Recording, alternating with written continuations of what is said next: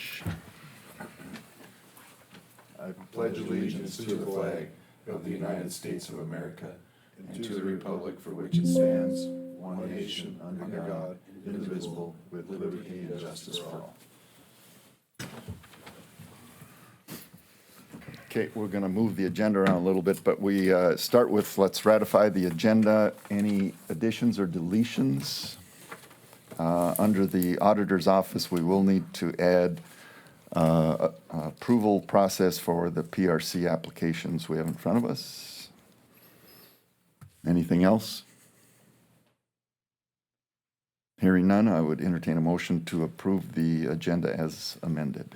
Make a motion to approve the agenda as amended. We have Second. and we have a second. Any discussion? Hearing none, all in favor, say aye. Aye. Opposed, same sign, motion carries. Okay, so we have a public hearing at 10 o'clock scheduled, tax abatement hearing, for HND properties. We may have some logistics here we got to work through.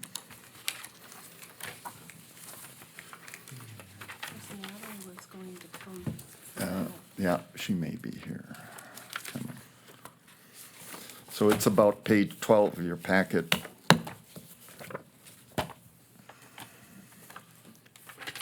Is Heather here, the applicant?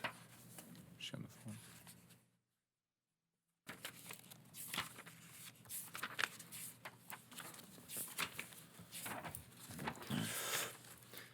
phone? So you see the action, you see the application, and you see the action taken by the city. So do we have any discussion or questions? So just.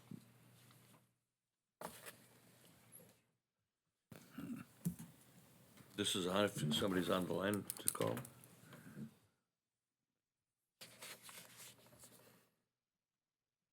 Is it on? It's on. Okay, yes. thank you. Yep.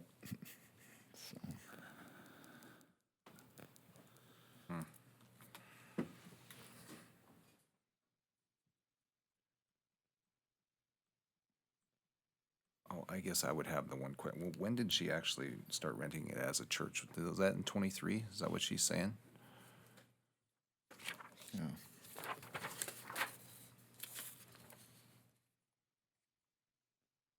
City of Dickinson's denied this, okay.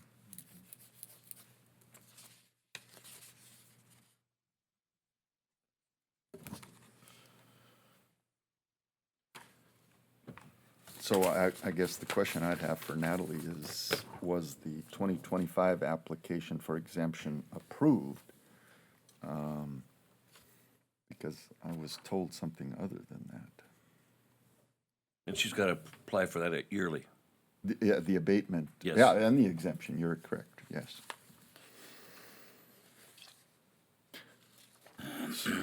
Natalie? Yeah, we either gonna postpone this for 20 minutes,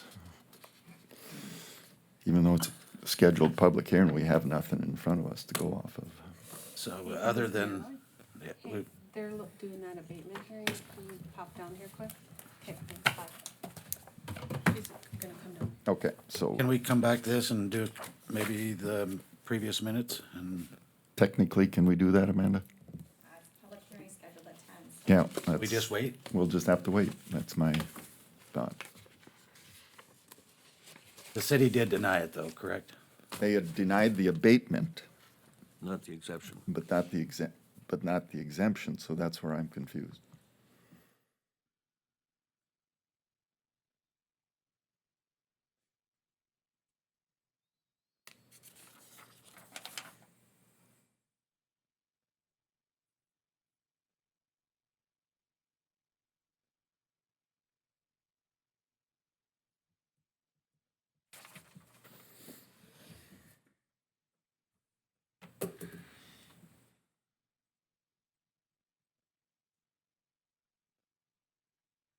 Good morning. I didn't think that park board meeting was ever gonna get over. I'm Natalie, Stark County Tax Director. The, abatement in front of you guys is Heather Dressler applied for it. She actually owns the market, addition, a couple of them units, she rents that unit to the church. So she's trying to apply for an abatement for the taxes on a church that she doesn't really own. They can't get the exemption because they don't own it. They actually pay her monthly rent.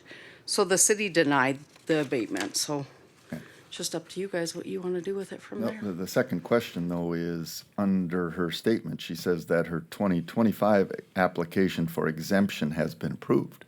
Yes, he did approve it, and then when he took it to his attorney before their. He bef- is being, Joe, sorry.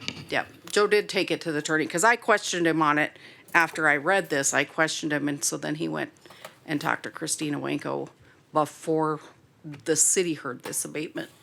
And she said, no, they had to deny it because she doesn't actually own the church. So how long has she been renting to this church? Is this the first year this has come up, or has she been Yeah. granted an exemption in the She- past? Nope. She's that's the first year that she had applied for the exemption. She paid partial taxes in 23 and then 24. So she's paid them 2 years in taxes. Somebody after the fact told her, well, you can apply for an exemption because it's a church, not knowing that she didn't actually own the church or that the church was renting and she was making money off of it. So okay. in a roundabout way, it ended up being denied because, So let's deal with what we have in front of us, which is the abatement. I think the exemption is gonna be another conversation, because we don't have the formal, action on that, so it's nothing we're gonna act on today. So I think we'll act on the abatement. If there's any other questions, and I don't know if the applicant is on the phone yet, so, what's your wishes?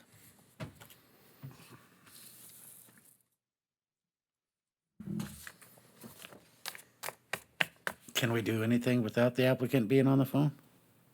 Yeah, Yeah. it's published, that's public notice. yeah. So just to be clear, so her exemption for 25 was not approved, is that correct? It was initially approved, and then after Joe had talked to Christina about the exemption, if she could actually even get the exemption, because the church wasn't applying, it was her as the business owner, or as the building owner. And so Christina said she couldn't, they had to deny the exemption, which was actually for 25, and this abatement's for 24. She never did fill out the exemption for 24, so I guess it's two different situations completely, but, Yep, yep. So is she also asking for a partial on 2023? Well, she is in her little statement, but never filled out any paperwork for it. Because there has to be an individual abatement form for each year when they So apply for an she's abatement. doing 2024 and 5? no, just 20 24. Just 24. 24, okay. But the abatement, she's asking for the property value to go to 0. Right, So that's what's in front of us currently. yep. And the city has denied that. Right. So I guess I'll make a motion to deny Heather Dressler's abatement for 2024. We have a motion. Do we have a second? I'll second that. Okay, we have motion second. Any other discussion? Hearing none, we'll do a vote, roll call vote. Commissioner White, Aye. Commissioner Claris. Aye. Commissioner Fanchuk, Aye. Commissioner Marsh. Aye. Chair votes aye. Motion carries for denial. Okay, thank you. Okay. Okay, next item on the agenda will be the April 1, 2025 Commission meeting minutes. Comments, corrections? I'll make a motion to approve. We have a motion by Commissioner Franchuk. Do I have a second? Second. Commissioner Claris, any other discussion? Hearing none. All in favor of approving the minutes, say aye. Aye. Opposed, same sign. Motion carries. Okay, Park Board Commission items. Oops, excuse me, accounts payable. Make a motion to approve accounts payable. We have one addition that we need. That was Can you add with the Farsted oil bill? the Farsted oil invoice Okay, of $22,714.03. okay. I would like a little clarification on one bill, under the weed board. The $3,229.08 for the North Dakota Weed Association. What was the total, Chairman? on that? $3,229.08. Just a little explanation. At our last weed board meeting, the State Association, which Travis, our weed director, is, he's a part of that association, obviously. Anyway, he just came back from the state convention, and they had asked Stark County Weed Board to buy some audio-visual equipment, simply because of, well, they had the same problem we do apparently. So, because apparently their credit card limit was not high enough to take care of the problem or the purchase themselves. So, you know, just for ease of use, we agreed to, as a weed board, to do that because it was going to be a direct reimbursement from the State Weed Association. And, well, it turns out that I think the purchase actually put Travis over his limit on his credit card. Is that accurate? And and it's outside budget for us. Overall, it's an in and out for us, but it needs to be cleared by this board, that purchase ultimately. I think I've got it right. Lana, can you shed some light on that? Nope, that's exactly it. Yeah, I just wanted Correct. clarification on That's it right. so everybody understood. Yeah. What's his, so he went over his credit card line item or is So- a lot? That's correct. They called and told me they had some purchases, some equipment to buy, and asked if I would give them a temporary credit increase on their credit card. So I did that. That's not an uncommon thing for us to do that.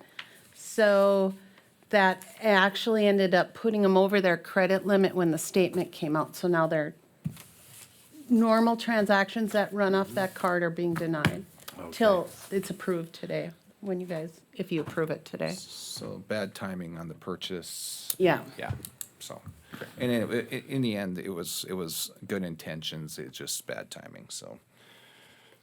Okay, any other questions, comments? I would entertain the motion, Commissioner White.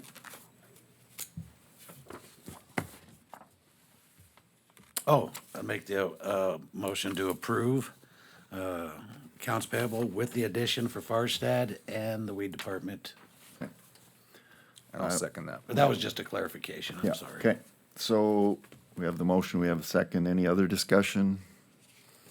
Hearing none, roll call vote. Commissioner White? Aye? Commissioner Claris? Aye. Commissioner Franchuk? Aye. Commissioner White, or Aye. Commissioner Twice. Marsh? Aye. Chair votes aye, motion carries. Park Board Commission action items. I think I see two. Do we need to approve the bills? Do we? The funds, Lisa Heiser, County Parks Director, the community event funding items is one, and then I don't know if you have to approve the moving of the water truck into the park board, I'm not sure, but. Okay, so let's start with the community events funding allocations as brought to us by the Park Board. Can I get a motion on that? Make a motion to approve. Commissioner White, Commissioner Marsh seconds that. Any other discussion? Hearing none, roll call vote. Commissioner White, Aye? Commissioner Marsh. Aye. Commissioner Claris, Aye. Commissioner Franchuk.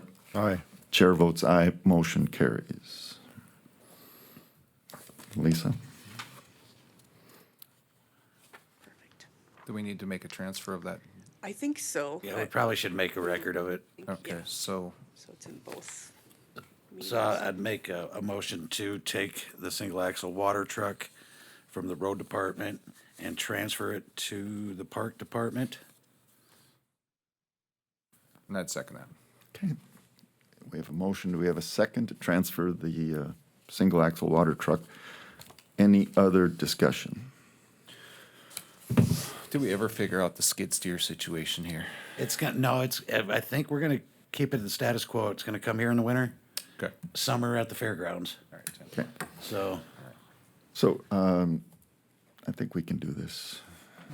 Maybe that should be put under buildings and grounds and park department. Oh, I don't know. You Okay. guys can deal with that We later. can buy another one and keep one there and keep one there. Yeah. No, we can't. So all in favor of the motion to transfer the truck signify by saying aye. I, Opposed, same sign. Motion carries. Okay, thank you, Lisa. All right, Sheriff Lee Chairman, in the interest of time, if you don't mind, I would. is a god, I Certainly guess. stand for questions if you have any, but I did just want to make one comment. We had that fairly serious accident on I-94 this last month.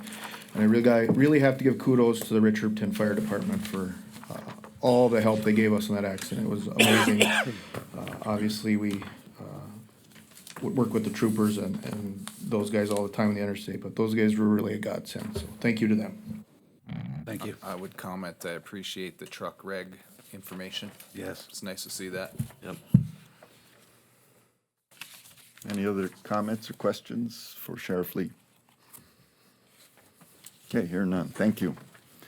County Road Engineers, the patient group. Mr. Wood, Northern Plains.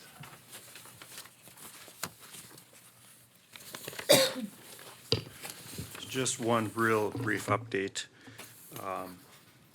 131st and 48th Street, south of Belfield area. Liebchuck is building that project. They have the 48th Street pretty much done. They got it roughed in. By the end of the week, they should finish. And then maybe a week or two later, there might be a little bit of a delay, but then they'll start on the 131st. We did send in a pay estimate. Number one, it should be included in the bills for your reference, but everything is checking out really well. No overruns on the quantities to speak of, so that project's going very well. Other project, not much action. The seal coat on 32nd Street and 107th Avenue. Seal coat's gonna happen sometime this summer. It has to be in either June, July, or August. So maybe in my next meeting, I'll tell you it's gonna get underway, but it has to be in those 3 months, so. Other than that, that's all I had for you, so. Any questions for Jeremy? Hearing none, thank you. Mr. Krebs, is he still here? He went to another meeting, okay. Any questions, or if anybody can update on the projects that he's had on his report for a while here? I would just make one comment. Some folks in the South Art area reached out to me concerned about that bridge on the west side of South Hart. And it was just basically, I talked to James, he was the original design engineer on that, right? And basically it was turned over to KLJ as far as construction engineering, and there was a change that would need to be made as far as an elevation. I think that's been approved, right? And so now it's just kind of timing as far as when Schwartz can get back and actually. Go ahead, Todd. Yeah, that'd be great.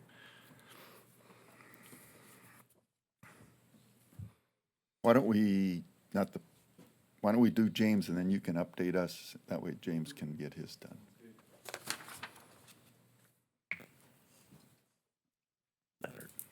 Mr. Chairman, good morning, Commissioners. Morning.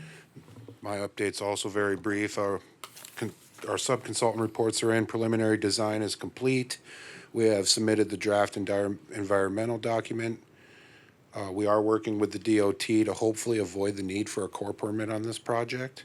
We're also working with the road department to construct a condition appropriate for either installation of a low water crossing by the county after the DOT project is complete, or leaving an open channel depending on landowner preference. Todd from the road department did reach out to the one landowner who desired continued access on this one. And he agreed that we could leave an open channel provided it's traversable by an ATV. So we're gonna go back and do just a little more tweaking to the design, make the necessary adjustments, and work with the road department to get that plan set reviewed in the next 2 weeks. Any questions? Thank you. Thanks. Okay, Mr. Miller, now you can come up. Todd Miller, Road Operations Specialist. Good morning, everyone. You want me to start with my report, or or just go ahead with? Yeah, Just a let's- quick highlight on Okay, that South Arc. on the South Hart Bridge, that was put on hold for a while. And then because of the elevations and had to get re-permitted, the state, the NDD, DOT, put a, hold on that because they said they would, pull our funding if we didn't get that, reapproved. And that all got done. Then in the meantime, Schwartz Construction, who has the bid to do the construction work, moved his, crew over into Dunn County, and he'd be back here within a couple of weeks and start up again. Okay. And then they should be able to finish it. So before we also had the deadline extended to mid-October as well. So hopefully that answers your question on that project. Okay? Thank you. Okay. Going forward here, with the road department, or are we up? Yep. Okay. You have that slide put up, or? Okay. Under our road crew operations, for the month, we've been out crack sealing. We did, completed 58.7 miles of oil. That's all done, the hot pour. We're doing the route and rubber sealing, and that's in progress. We got put on halt today, but we doubled our miles on that as of yesterday, so we're at about 12 miles completed. What's the total miles For that are needed for route and rubber sealing? route and rubber, we're looking at, I suppose, additional, I think it's probably another 8, I'm guessing. They're going east. We did cover everything. We kind of split it into half the county. So we're doing, like, the oil is usually from the subdivisions and then west. And that's all completed, so. And the route and rubber, we just go to areas that are needed for new cracks in the new pavement. The other thing is they did pulling shoulders on 34th and 105th Avenue and 100th Avenue. That's working really well. We're seeing how that all reacts as far as graveling is concerned. Spring blading is going well. Besides waiting for rain, which is, we got some last night, so the blades are out blading today. The other thing was that was done and completed was 116, we had Avenue. Southwest, south of Dickinson, they had a reclaimer in there and reground the material up and then re-gravelled over the top. And that's from 44th, or 41st Street to 44th. And that's all done, and I think that road turned out really well. Upcoming project updates, we're gonna replace a bridge. It was, the DOT had informed us that we were gonna do a inspection on it, and then told them to hold off, that we would just take that bridge out and put in 2 new culverts.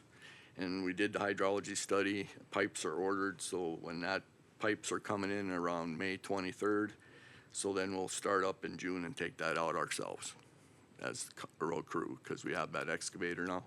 So that's all ready to go.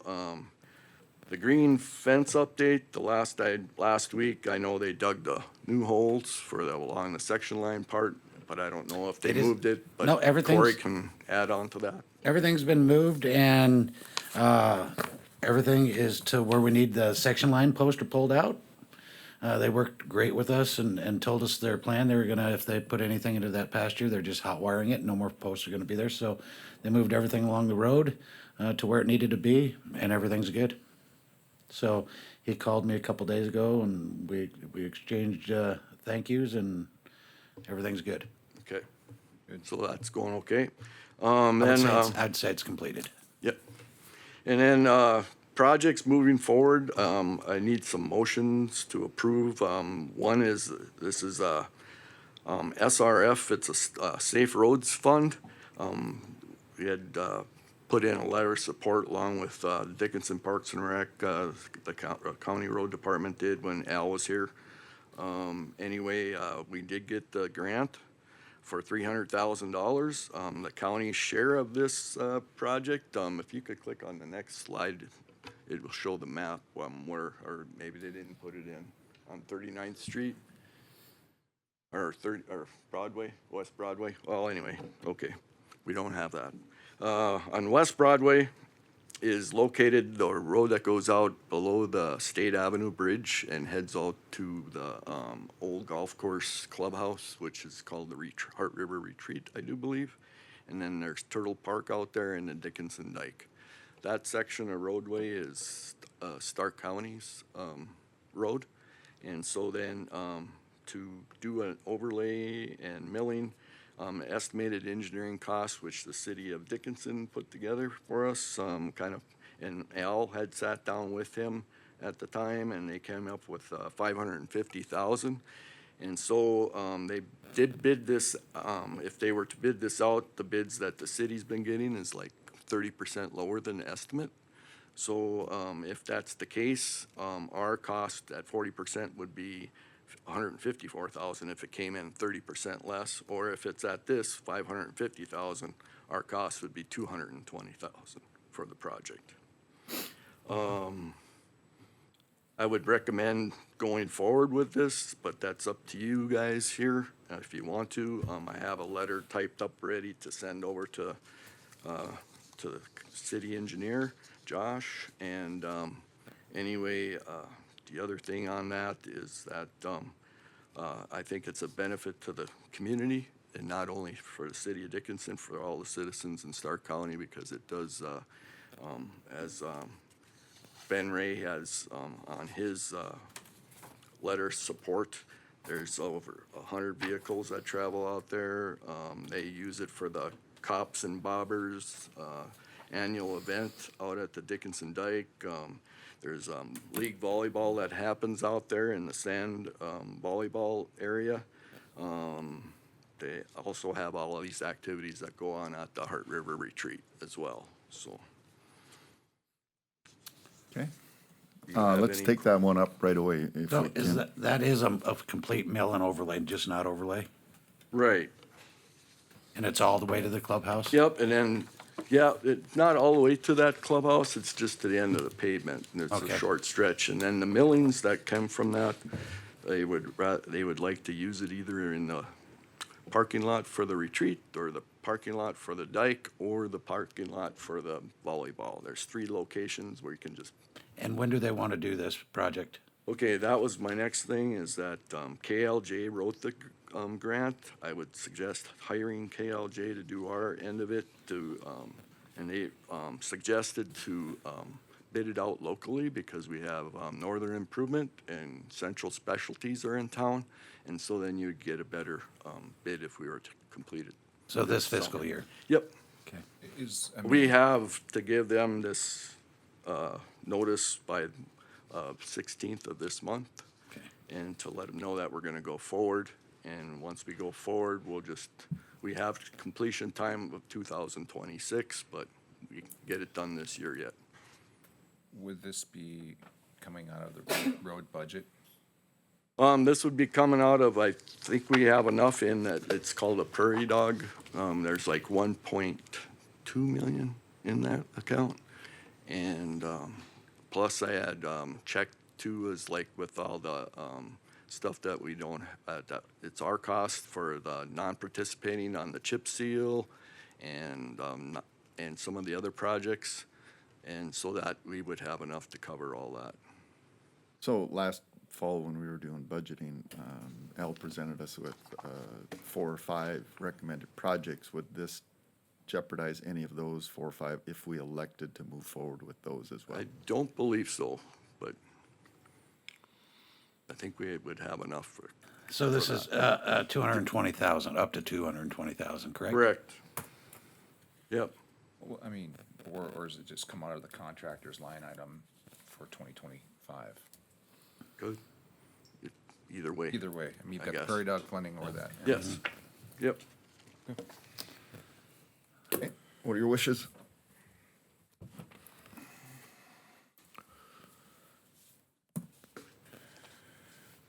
If you're gonna go with it, I'd suggest we put a motion with a maximum up to dollar amount in there, I think.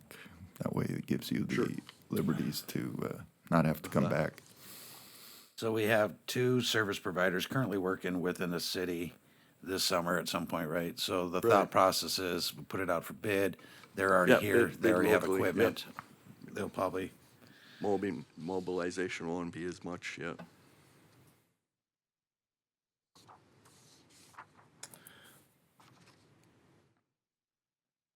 And our match to the state dollars is 40%, is that correct? Yep, that's what they told me.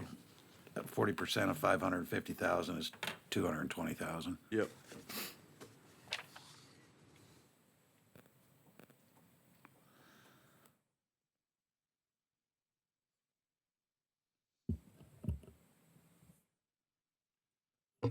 Well, to move this along, I'll move that we authorize the bidding and awarding of the West Broadway Mill and Overlay project with a maximum cost of $220,000. I'll second. We have a second. Any other discussion? Hearing none, roll call vote. Chair votes aye. Commissioner Marsh. Aye. Commissioner White. Aye. Commissioner Claris. Aye. Commissioner Franchuk. Aye. Motion carries. Next item. Yep, thank you, commissioners, for that. Next line item here I have is, speed limit reduction request over on 109th. I think it's like 21st Street East, if it's the same one, Corey, right? Yep. Yeah, I would recommend to change that to 25 miles an hour through there because it's a narrow stretch of road. Looking at right by the end of Radar Base Hill there would be, I don't know if that was the initial request or, So the initial request was, they come off the gravel pretty hot, and more and more people are moving and traveling out in that area, but moving out there to build their homes and subdivisions. There's not an established sidewalk, so they're out walking the road. Yep. The road is very narrow.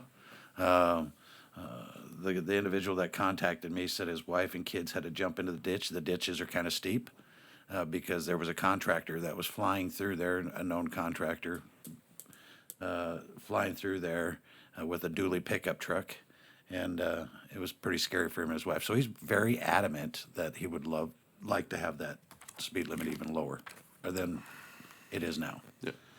It is currently 45, so. So it would make, as you come into town, it's 45 again in the city limits once you come to the four-way stop there. Correct. Off past the curve. So, Mr. Lee, what's your recommendations out there? Thanks for asking, Commissioner White. Obviously, that's becoming a very residential area. There's a lot of builds that are probably gonna be occurring in the next few years over there. Like you said, it is a very narrow road. Lots of traffic from the August House and other things out there. I would agree, 45 is too much. But what you guys wanna lower that down to, I would be agreeable with either of those options, but I think we need to go past the August House turn with whatever you do. On the north end, right? Yeah. Okay. And how far, did you bring a map of that? They didn't provide a map, did you? No, I did not. How far is the August House past the pavement where it ends? Not very far. Eighth I'd of a say mile at the most? Yeah, I was gonna say 1,000 feet And that's from the all, pavement, that's all 55 on gravel? 45. 45? It's 45 from 32nd all the way to, all the way through to 110. Starts at the end of the pavement or to include at the pavement at the corner? Well, right before, halfway up between the August House and there's a subdivision on the east side. As you go south. Yeah, my thought was to have it in between, but if we want to go, So if someone's driving out of town on 21st Street, they take the curve, go north. yep, they'll go 45, and then we would reduce it at the 25, right at that intersection of going to the Radar Base Hill. I know a lot of those little side roads are all 25 mile an hour. You go north. Yep, and the side roads going to the Rosh House subdivision are 25 into there, yep. So as soon as you go north, make the curve, Yep, go from 45 to 25. correct. Unless you want to go sooner, that we could do that too as well, it just takes more signs. because when you place a 25, you have to put a 45 on the other side directly across, ordinary for enforcement. Did anybody talk to them about 35, I guess? I'm just- I brought it up several times, and it was reiterated back to me that they would, you know, he goes, if you put a 35, they're still gonna do 45. He goes, if you put a 25, they're still gonna do 35.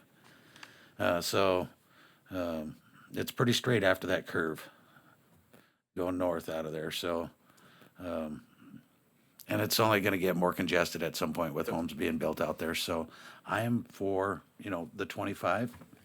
I'm for, you know, whatever the commission, I guess I'll make the motion. So you're gonna make a motion? So I'll make the motion of after the curve, after the, leaving the city, after the curve where the 45, is there a 45 sign on one side coming in? Yes. And then Yep. we will place a 25 going north, right? Right. And then once you hit the gravel, where's the next sign at? Is it past the August House? Yeah, past the August House, but that's up by 32nd where it's 45 miles an hour. It depends where you want. We So can when place do we- it. where We do can we- place it right after the August House, I guess. Put And 25 replace it and right after 45. yeah. Because we have to put 2 on that 'Kay. end anyway, the north end, regardless, wherever That'll we slow them decide down to put before it. they hit the pavement and Yep. then keep them slow enough until they Okay. pass the August House. That's what we'll do then, if that's okay with you. We got it, that's the motion. Do we have a second? I'll second. Second by Commissioner Marsh. Any other discussion? Hearing none, all in favor of the reduced speed limit on 109th Avenue, signify by saying aye. Aye. Pose same sign. Motion carries. Okay. Next. Thank you, commissioners, too.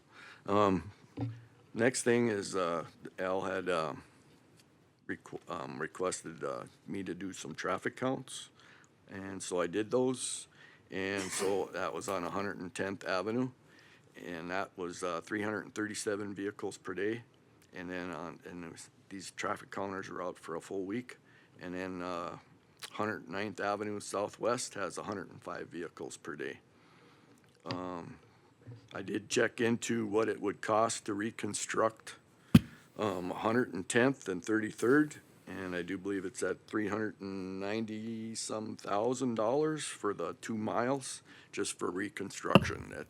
And then we would have to gravel it ourselves, and then possibly maybe put the pipe in, or just have the contractor do it, whoever gets awarded that contract. But the contractors are looking for work. It would maybe be a good idea to actually advertise yet and move forward with that. I know that was one of the projects that Al had for the Prairie Dog Fund. What was the estimate, Todd? About 390-some thousand. And we have culverts already sitting on the ground. We have culverts, but I don't know if it meets the culverts that Okay. the engineer would have to go forward and do that. But I just had him put a estimate together what it would cost. It might come in quite a bit lower too. So we'd have to engineer it and then bid it. Correct. Okay. So you're asking for authorization to engineer To it. go ahead and, engineer and then have it bid out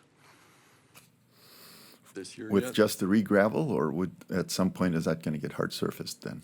Well, it could get hard serviced later on. I mean, it doesn't have to be this year or, So then you would recommend that they build a road to the standards that it would need if we ever would run a hard. correct. Correct. That's correct. And that's what that's figured in. Yeah, seeing a 333 or 340 vehicles a day going on that road, you know, it's. Yeah.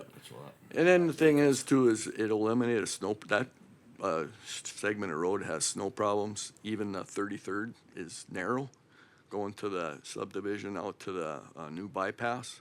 It would be a benefit later on, I mean, to even just do this reconstruction part.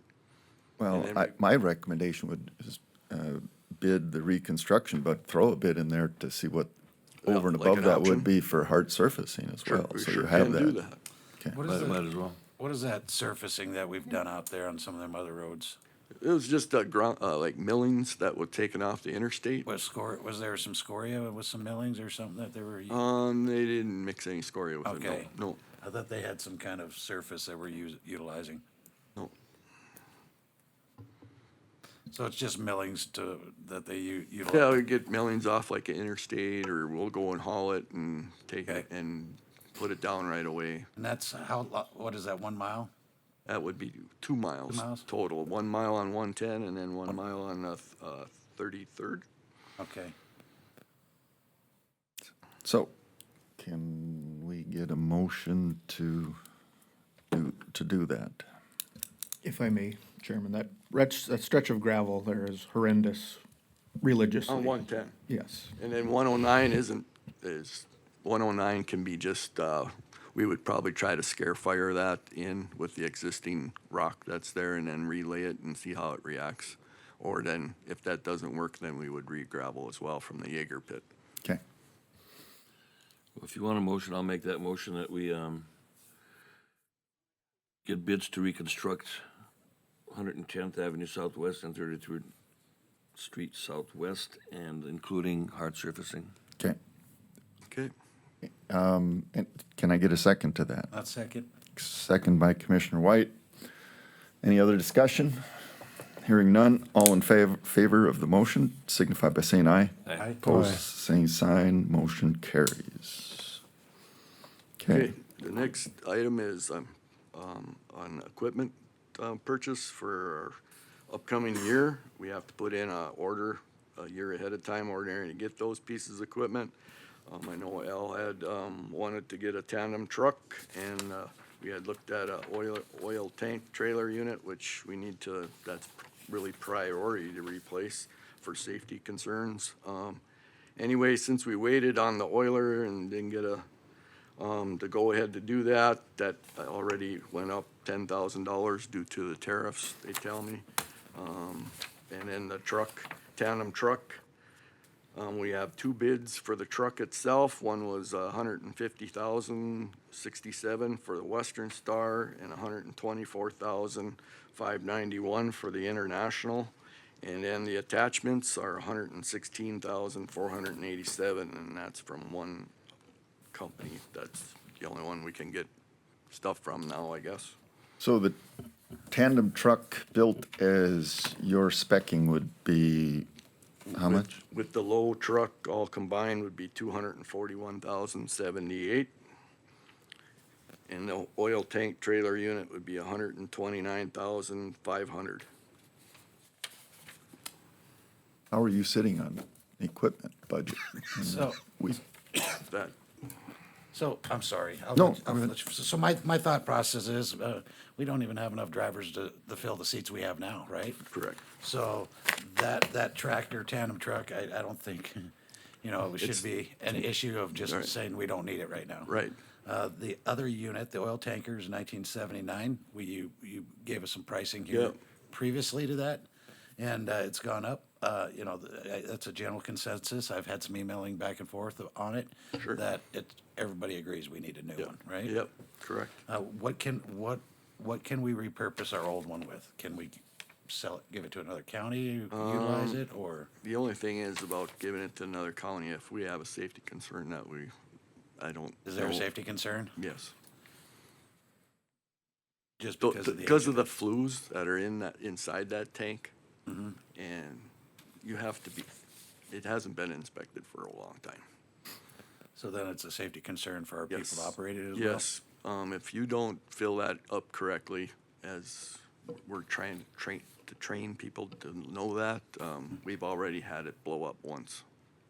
so what's your recommendation? My recommendation would be to go ahead and order a new oil tank trailer unit And do what with the existing one? and just either Disassemble it? disassemble it or however we How can. much is an inspection cost to do? I think the way Randy told me it was beyond that already. Okay. Yeah. Okay. We could probably see if there's some interest out there and somebody, wanting it. I could don't tell know, you scrapping it. that unit was bought when I first started working for the county, 1979. I'll make a motion and that's out of Grand Forks, right? Yes, I do, or it's Swanson out of Minot is the vendor.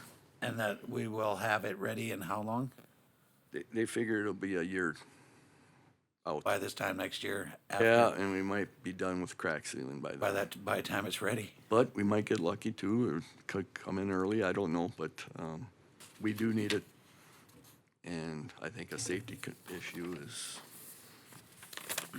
And I don't have the number in front of me with the other 10,000 on top of it. What is it? well, it'd be 129.5 is what, that's with the 10,000 included. It was lower than that. It was at 119.5. So I would make a motion to go ahead and approve for the road department to purchase and replace the oil tanker that we currently have. I'll second. Paul? Okay, we have a motion, or was that Dean? I'm sorry. Any other discussion? Are they gonna put it in the next year's budget? In the Well, 26 budget that was the then? basis for my question. Where are we I would looking believe numbers so. wise? I'm not We familiar with that. pay at yet. the time of delivery, Still new correct? at this game Yeah. here. Okay. Okay, so the motion is to purchase the new oil tanker truck and pay for it under the 2026 budget. Right, 'Kay. because we just have to get an order put in. and 'Kay.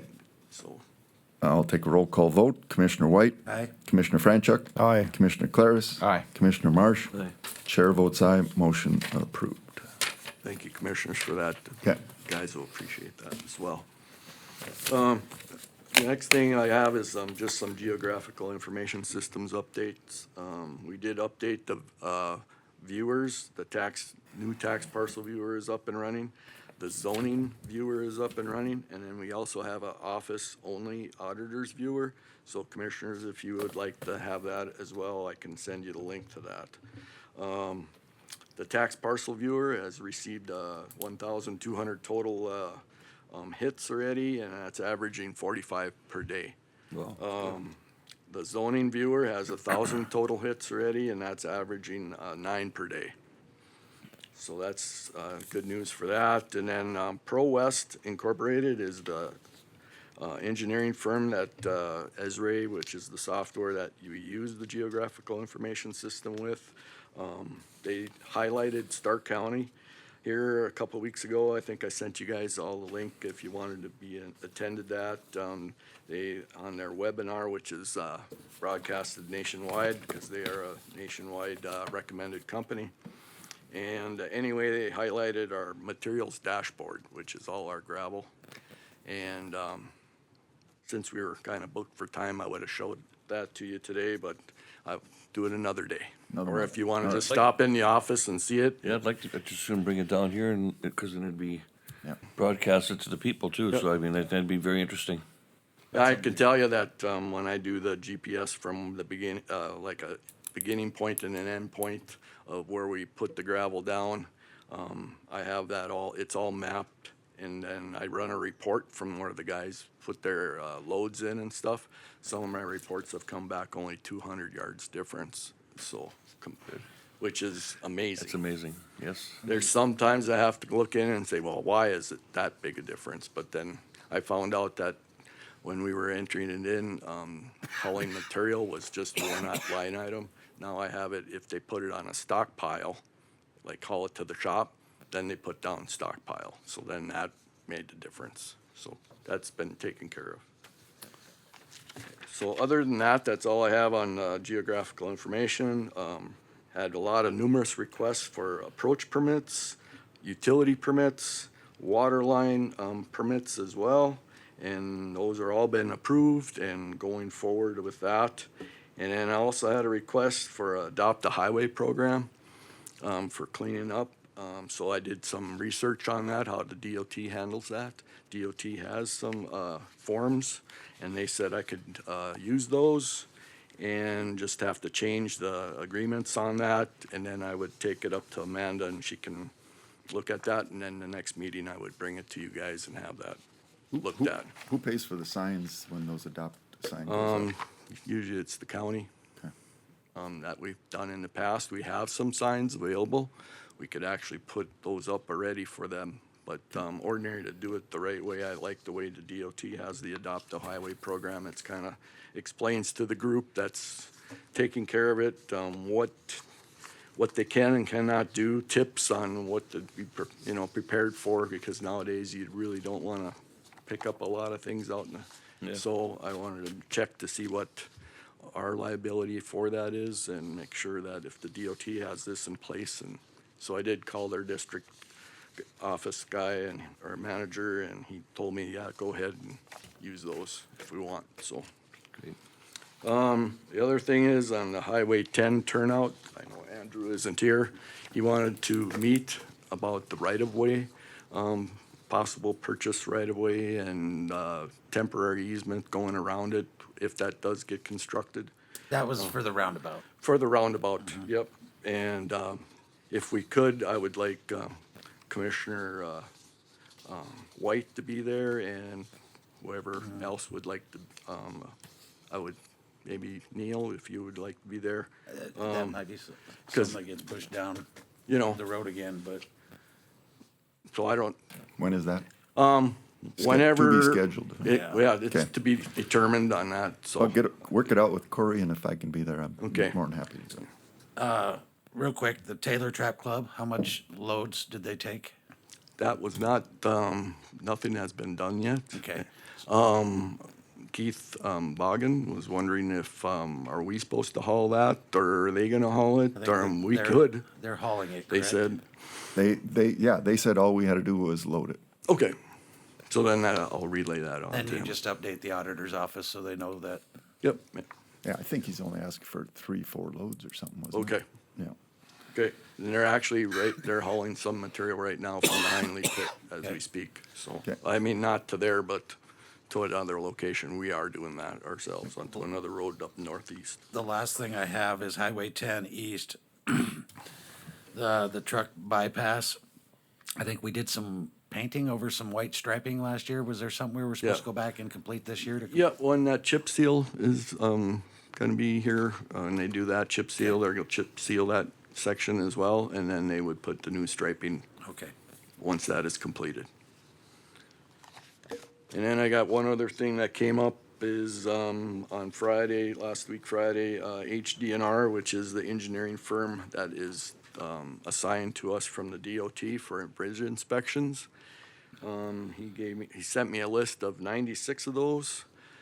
And that's all our state inventory bridges that we have on hand, that we have in the county. So I don't know if that's going to be the complete whole thing at once this time or not.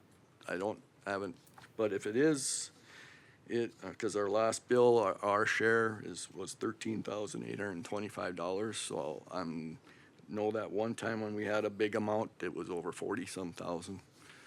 That's the inspection fee. Yes, And if they rate them deficient, we have to put a plan together to that's replace? correct. Okay. Or what, like, sometimes they send out a maintenance thing that you have to, like, check them, what your plan is to check them annually or 6 months or monthly or whatever. That's a non-action item, though, Yeah, just information. just information for you. Got it. Right. Okay. Just, one thing I'd like to add, so I think they reached out to you as well, City of South Hart? That's correct. I've kind of forgot about that, but. Yeah, well, they reached out, they're just, I mean, they're asking for some help as far as some crosswalks and some safety signage. Yeah, like, striping for the crosswalks that are at the school. They were wondering if it's their responsibility or the county's. And then, I do believe it was ours because when we redid that, we had that done back then. So I did contact, Northern Plains Engineering, and there is, that we might be able to work that in with that, striping. And we can get that done. The signs that are there, I looked and there's 8 signs, pedestrian signs along there. And if they would want all 8 of them replaced with lighted signs, then those signs run $1,675 a piece for solar operated. Where were they looking at putting those? Where they are right now, just to replace the existing ones okay. and have them lighted. But they were lighted at one time, and like when I drove there, it was like somebody had taken them all off, like they didn't like the lighting. Okay. And so, I did drive around like in the city of Dickinson here, just to see that when I'm going to one place or another, I checked that out, and all those aren't lighted at all in town here, that I didn't go drive by one of the schools to see if they're lit, but we could get two, for them, possibly, if that's what you want to agree on here. I don't know. And are we still offering, can folks come down to the county pit and still get gravel? Is there a certain time frame or day that we do that? No, we haven't set up any specific date. They have been just calling us, and then we tell them, this is what it's gonna cost, you pay us, and then we'll load you up to 100 yards, and that's been working great so far. Haven't had many calls.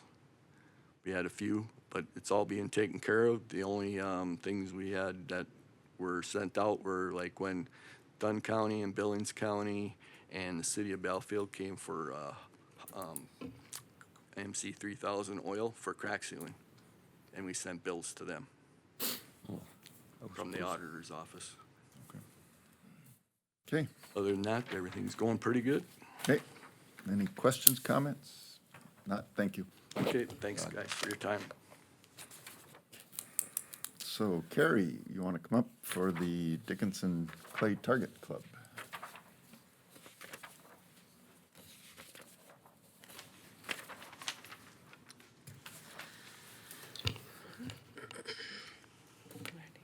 Good morning, Commissioners. My name is Carrie Roller, and I'm here to do a brief presentation on the Dickinson Clay Target Club, just for public information. We usually have another girl that comes with us, Sierra, but her mom's here today. She's working. So I have my daughter, Jaylee Roller, with me, and she's just going to share a little bit of information on our program and how it has impacted her. Hi, my name is Jaylee Roller. I'm 16 years old, and I've been shooting since 2022 spring season. So I've been doing it for just a couple years now, and my favorite thing probably about shooting trap is how flexible some of the schedules can be, because I like to stay a pretty busy person, so we have like 3 different days in the week that we have the opportunity to go and shoot. So that's kind of a nice little thing. And then all of our community there is always very positive and very nice and fun. You don't really have much of people tearing each other down, or, I mean, in a lot of other sports, you'll have your coach screaming at you because you're not good enough, but we never have that in trap. It's always very encouraging, and it's also just it's very chill, which is what I like about it. It also may or may not help that it's one of the sports I can beat my older brothers in, which is always kind of a plus to have. So I'd say that's my favorite things about shooting. So you started when you were 13? Yeah, if that's the math. Is that the Yes. math? And so how many other young people, I mean, is it a league thing? Yes. Where you go out and compete So, against people your own age? we have a high school league, and then there's also like adult leagues throughout the summer. But the spring league is the high school league. And when I first joined, we had under 30 kids in the high school league, and now there is 62. So it's very fast growing, for amazing. sure. So is this a sanctioned sport through the school, right? Unfortunately, it's not right now. We're working with some of the schools in hopes to possibly have it sanctioned through the school, like all the Okay. other sports are. So you bring your own shotgun out there and they provide the shells, They or? do have, so they actually have some shotguns like out at the trap, because a lot of people, like, they'll have like field guns, or like they might not have a shotgun at all. Somebody's So it just still gives them the trying it out. opportunity to shoot. And then do you bring your own ammunition, or do they provide it So we get provided 3 boxes. per event or per time that you're there? Yeah, so you get your 3 cases, and if you manage to go through that, you have to buy your own shells. But when we go to like tournaments or whatever, like they have some scholarship opportunities, oftentimes our coach will bring the shells for that too. That's So you guys have a state tournament, don't you? Coming up here? Where is it at That- this year? Horace. Okay, it's kind of always there, isn't it? Mhm. Yeah. Yeah, they're really the only place big enough to host it. Do we have any qualifiers this year? We do have several kids that are signed up this year. I think the deadline has come, I think that was just last week the deadline was, so I think we have, I can't remember how many kids we have. I think we have at least 3 squads that'll be I was about going. to say, it was a pretty good So show. do you have to attain a certain score to qualify to Nope. go to state? Or you just, Any kids can go to state, so we encourage them all to go, just because with our league, it's virtual. So we compete against all the other teams in North Dakota, but we shoot at our own club and then we track scores through an online system. So we're not actually going there. So we're really encouraging the kids to actually go to state so they can see how an actual trap meet is set up. And we are actually having our own high school invitational this weekend on Saturday. If any of you would like to come out and check it out, we'd love to have you come show up. Well, I understand Jaylee's a pretty good shooter, so what's the average these days, Jaylee? So for my like average right now in the high school league, it's a 23.7 Nice. out of So- 25. out of 25. Yeah. Yes. That's great. And what's your brother's average? Well, he doesn't actually shoot through the high school. They quit coming. Yeah, they've given up a little bit after a while. If I can still like pull their leg and convince them to shoot, they'll. I think open Jaden shoots. Do we have any yeah, perfect like scores 18, yet? 19. Do you have a perfect score yet? Oh yeah. Many. So I have a 25 straight, and then I also the same day I got my 25 straight, I actually shot a 50 straight. So Nice. I ran 2. Yeah, that's also a fun thing is, even after you kind of get that perfect score, there's always something beyond it. So you have your 25, your 50, your 75, and then your 100. And then there's also doubles. So like they fling 2 targets in the sky, and you have a double barrel shotgun, and you shoot both of them. So then you can go get a 50 straight in that as well, which is actually what her daughter just did this past weekend, which is pretty incredible. And these girls have challenged the sheriff's department to show up, and they still haven't I've seen 'em accepted their shoot. invitation. I've seen him shoot Carrie. You don't I've, want to see that. yeah, I've gone out with them, yes. Yeah, I don't think they're gonna accept that challenge.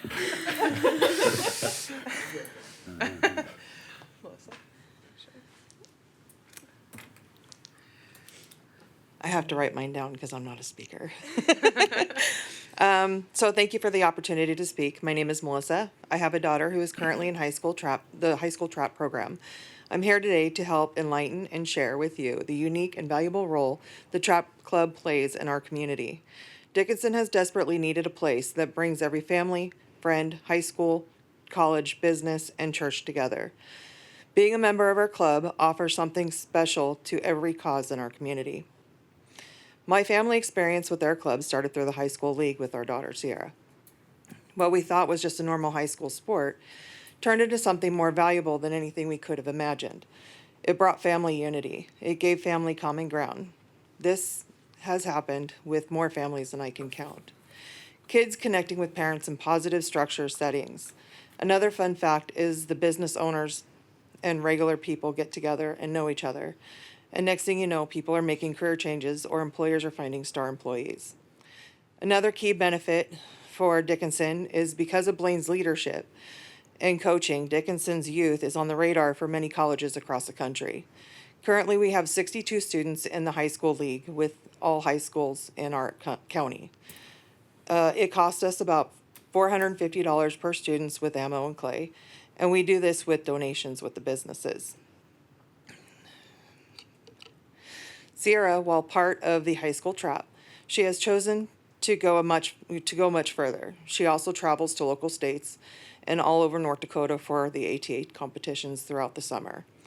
Her goal by next summer of 2026 are to attend Michigan for the high school nationals and the ATA World Championship at the end of July. As to our club, there will never be a time that my family won't be a member. Sierra has already made it clear she wants her wedding and any baby showers held at this club. That's how much this place has impacted, or has been a staple in her life. Thank you. So the DCTC, which is Dickinson Clay Target Club, is a newly formed nonprofit 501c3 organization. We're located on the Dickinson Parks and Rec property at 3820 115th Avenue Southwest, right next to the Crooked Crane Trail. We host private sporting events for families, friends, civic groups, and companies from June through October. We have a summer trap league where we bring adults and youth together, mentoring our next generation and creating an atmosphere that's inviting for everyone.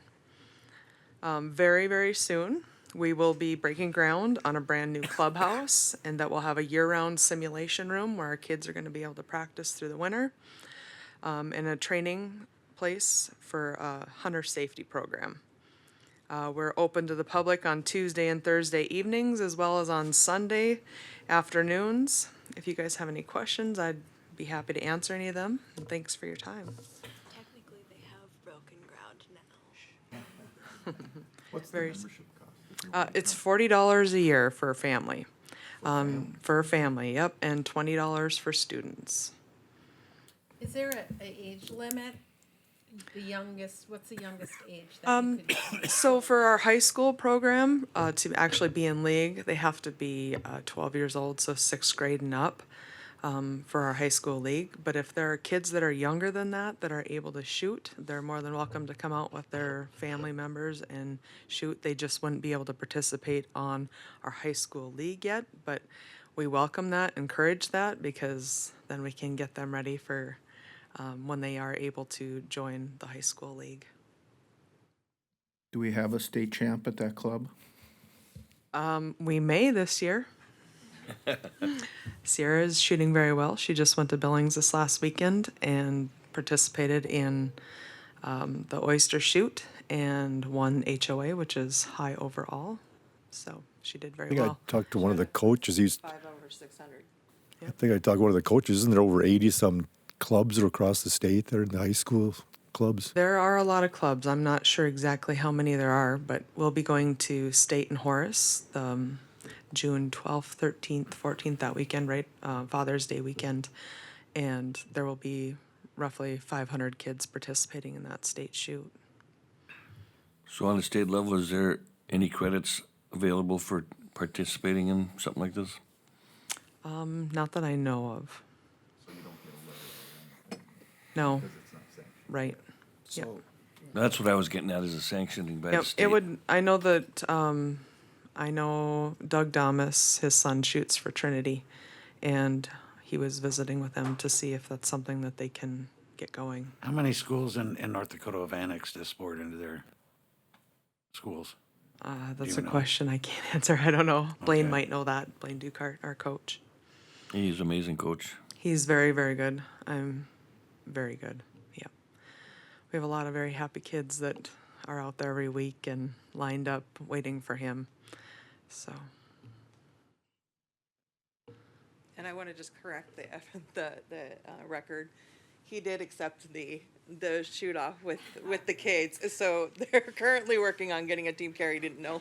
Nothing like being embarrassed, yeah. Make sure you, make sure, Well, I'm just making sure he holds up to his commitment. make sure the newspaper's out there for that. Invite to that too. You might have to bring your own shells that have a wider shot pattern.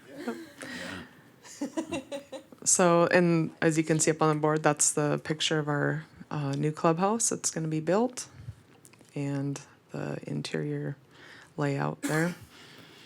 So we're very excited for that. And next year, hope to put all brand new trap houses in, hopefully 6 of them. What's the kind of time frame for completion of this facility? Well, we were hoping to have it enclosed by June, but I don't think that's going to happen now. But hopefully by this fall. Nice. Yep. That's all. You got some federal funding for that, or some federal grant? Yeah, they got the Game and Fish grant, and we've had a lot of private entities that have donated in kind, donating time, donating supplies, also just giving donation for building sponsors. So if that's something that people are interested, please contact Blaine Dukart or myself. And yes, we have different levels of sponsorship that you can give, and we'll do you know, depending on what that donation is, a plaque on the wall, or, you know, you want to give us a big donation, we'll put your name up on the building.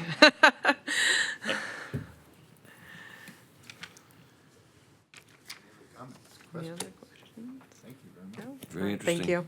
Thank you. Thanks. Okay. Taryn. Thank you for waiting. Good morning. Good morning. Okay, I'm gonna hand these out. I'll let you pass it down if that's okay. Well, thank you for having me.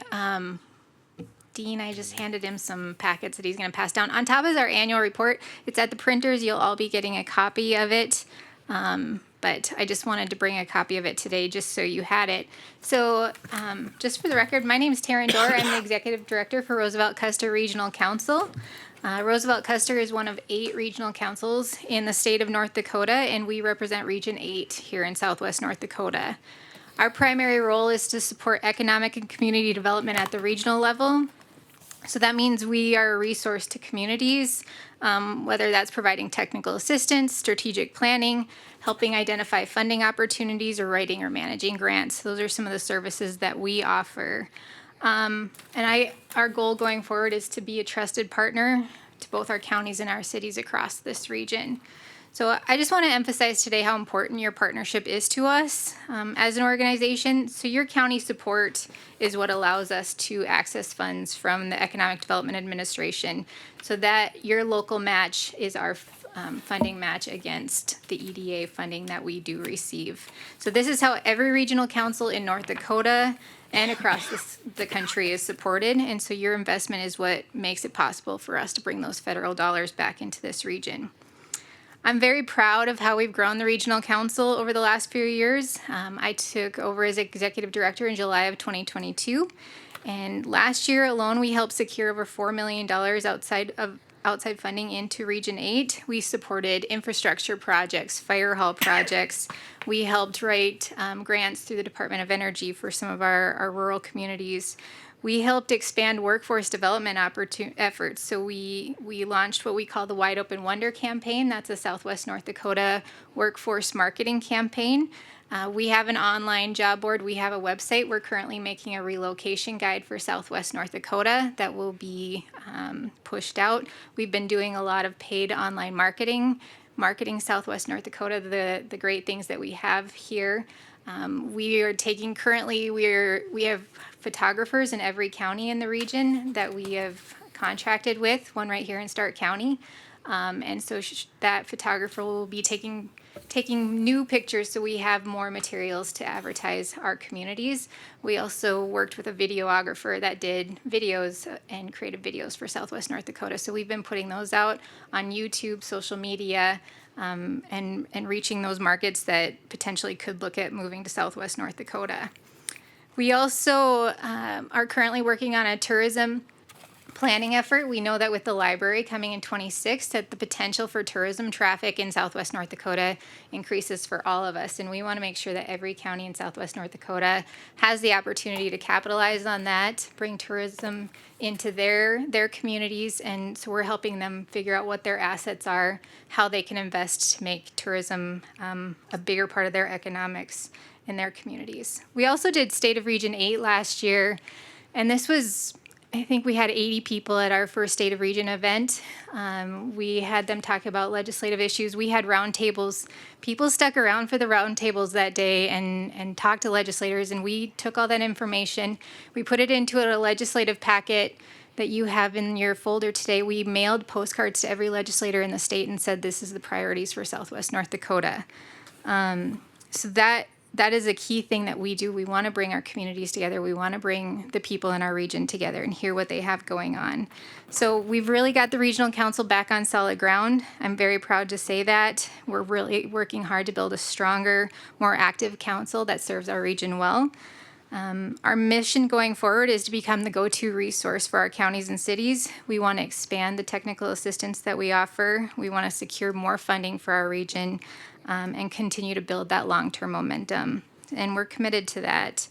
I encourage you to stay involved. I know there's a copy of our newsletter. I think most of you are signed up for our newsletter, but if you're not, please let us know. We'd like you to be able to get that information about what we've going on. That comes out monthly. Neil currently serves on our board of directors. Dean did prior to that. And then join us for our State of Region 8 event on May 20th in Medora that evening. We'll have a panel of legislators.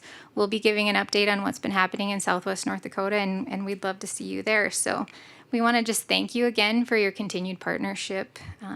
We truly value that. So with that, do you have any questions for me? So how did the legislature treat you? You know what? I've been doing economic development for 17 years, and this was probably the year I learned the most, good or bad. It treated us well. I think from a rural standpoint, we saw a lot of funding discussed for rural. It was cut back quite a bit. We were disappointed to see the housing infrastructure bill cut that last night. I think that would have been a really big thing for some of us in our communities, but we're going to take the programs that they did allocate funding to and make sure as much of it as we can comes back to Southwest North Dakota. Thank you. So, yeah. I've never made that many trips to Bismarck in my life. But thank you guys very much for your time today. Okay. Thank you. Thank you, Taryn. All right, moving on, Mr. Josephson.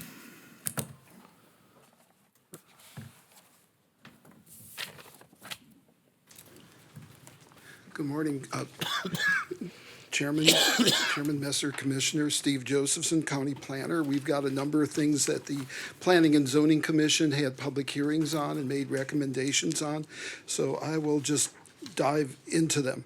So the first one was a public hearing for RZ 2025. That was Mylon Schmidt requested a rezoning from agriculture to agricultural residential for a property located in the northeast quarter of Section 36, Township 139 North, Range 96 West. It's approximately 40.4 acres. Both the Planning and Zoning Commission and staff recommended approval, and I'm here to answer any questions you may have. I'll make the motion to approve RZ 02-25. Any question, or excuse me, do I have a second? I'll second. Any discussion? Hearing none. All in favor signify by saying aye. Aye. Aye. Opposed, same sign. Motion carries. Thank you, Mr. Thank you. Josephson. Next one, RZ 0325, Mylon Schmidt requested a rezoning from agriculture to agricultural residential for a property located in the northeast quarter of Section 31, Township 139, Range 95 West, approximately 48.23 acres. Both the Planning and Zoning Commission and staff recommend approval, and I'm here to answer any questions you may have. I'll make the motion to approve RZ 03-25. Do I have a second? Second. Motion second. Any other discussion? Hearing none. All in favor of the motion signify by saying aye. Aye. Opposed, same sign. Motion carries. Mr. Josephson. Thank you. Item number 4, this was a Central Specialties, Inc. Incorporated requested a temporary use permit for a hot mix asphalt plant operation on approximately 20-acre lease area.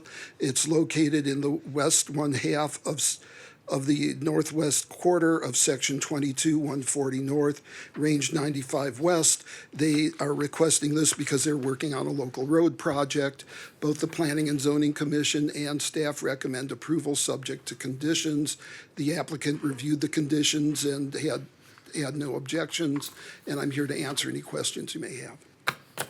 I'll make a motion to approve the temporary hot plant at TUP 01-25. We have a motion. Do we have a second? Second. Any other discussion? Hearing none. All in favor of the motion signify by saying aye. Aye. Opposed, same sign. Motion carries. Mr. Josephson. Thank you. The next one is CUP 0125. Tyson Schuster requesting a conditional use permit for an accessory dwelling unit on a 30.52 acre property located in the southeast quarter of Section 29, Township 137 North, Range 99 West, and in the southwest quarter of Section 28, Township 137 North, Range 99, with an address of 5266 Highway 85. It's for a family member who wants to move in on to the property. Both the Planning and Zoning Commission and staff recommended approval subject to conditions, and I'm here to answer any questions you may have. Make the motion to approve the conditional use permit 01-25. Do I have a second? Second. Second. Any other discussion? Hearing none, all in favor of the motion signify by saying aye. Aye. Opposed, same sign, motion carries. Thank you. I'll notify all the applicants after I'm done here. The next one is it's an amendment to the Stark County zoning ordinance to the definition section. It would add definitions for greenhouse, nursery, roadside stand, and truck gardening. Those are listed as permitted uses in 3 different zoning districts. Just wanted to put some definitions in there to help the public, when they're interested in doing that. Both the Planning and Zoning Commission and staff recommend approval, and I'm here to answer any questions you may have. So for clarification, now you've expanded the greenhouse, nursery, roadside stand definitions, and what are we exactly doing here? You're amending the definition section of the zoning ordinance to include those because there's no definitions now. Got it. Thank you. I'll make a motion to approve the 4 definitions. Have a motion, do we have a second? Second. Any other discussion? Hearing none. All in favor of the motion signify by saying aye. Aye. Opposed, same sign, motion carries. Mr. Josephs. Thank you. The next one is a ZTA 0325. It's a proposed amendment to Section 5.1, the Agriculture Zoning District of the Stark County of the zoning ordinance. Currently in the zoning ordinance, if you look up in section 624 about golf driving ranges, archery range, miniature golf course, go-kart, track, or race cart, it says that it's allowed as a conditional use in agricultural zoning districts. However, if you go to the agriculture zoning district, it's not listed there. So this is just making sure it's internal consistency. It's not changing anything. It's just stating it in the agriculture zoning district. So I'll make a motion to approve ZTA 03-25. Do I have a second? I'll second. Any other discussion? Hearing none, all in favor of the motion signify by saying aye. Aye. Aye. Opposed, same sign, motion carries. Mr. Josephson. Last zoning code amendment, ZTA 0425, and this is just a change for the estate residential zoning district. At the time that was approved, it was just limited to an area between the Dickinson, ETZ, and Gladstone, because there's already developments. Those are 2-acre developments. What this would do is now that we have our comprehensive plan, and that has a residential rural future land use category, which states development of a minimum of 2 acres. This would expand it to those areas so designated in the county. Both the Planning and Zoning Commission and staff recommend approval, and I'm here to answer any questions you may have. I'll make a motion to approve ZTA 04-25. Can I get a second? Second. Second. Any other discussion? Hearing none, all in favor of the motion signify by saying aye. Aye. Opposed, same sign, motion carries. Thank you. Thank you. And then the last 2 items, this is for the Fisher gravel pit.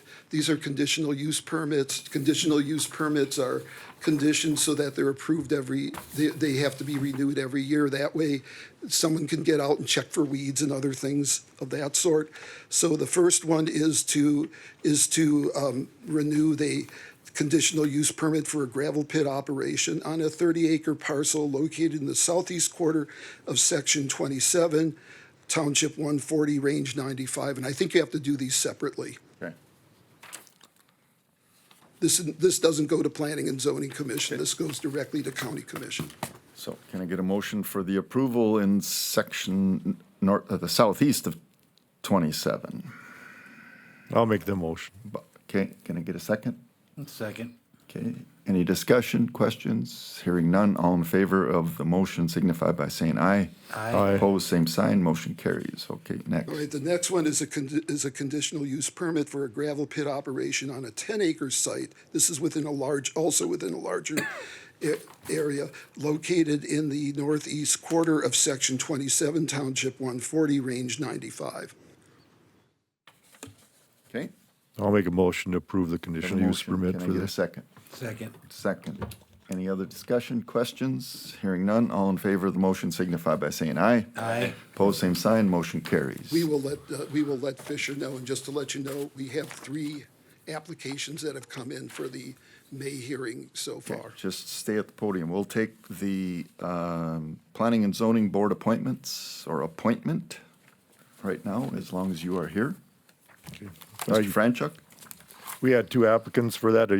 Byron Richard wanted to step off the board, and we had 2 applicants on that. We interviewed them. They both were very qualified candidates on it. We're interested in, but we decided to go with the one that lived in the eastern part of the county, because we have more representation for the eastern part of the county. So I recommend approval of Larry D. Goldsmith to the Planning and Zoning Board. What was the last name? Goldsmith. He lives out in the Antelope subdivision. Oh, over there. Actually, I live in Richard, and right now he's going to build it over in there, yes. Okay. In fact, he actually came to planning and zoning for something, so. Okay. Okay, we have a motion to fill the Byron Richard vacancy with Mr. Larry Goldsmith. Can I get a second? Second. Any discussion? Questions?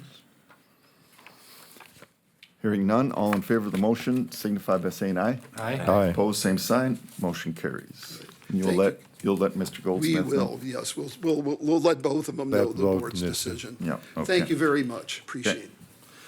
Okay, any wishes for a break? Okay, we'll take a 5-minute break. We'll start again at 11:32.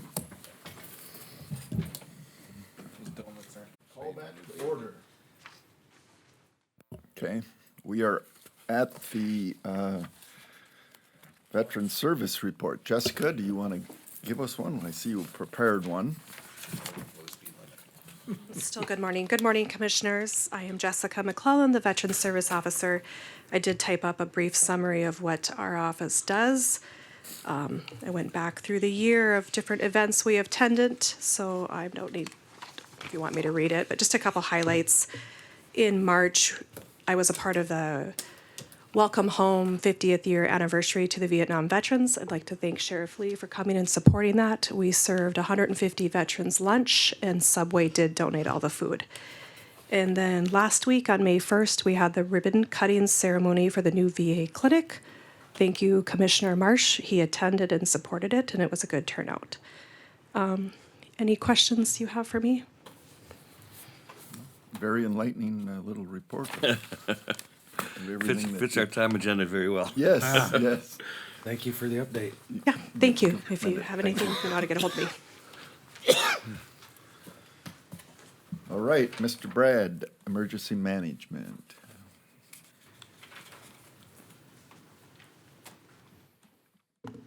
Good morning, Commissioners and Chair. Figure out what side to plug this in on here. I'll try to keep it short and sweet and to the point here too. Okay, so for April, all community lifelines were green, no issues there. Calls for service for April, we had 24 controlled burns. There were 2 gas leaks, 8 bonfires, 7 brush fires, 2 vehicle fires, 4 smoke smells, 3 structure fires, and then 15 that fell in the all other category. So a total of 65 total calls.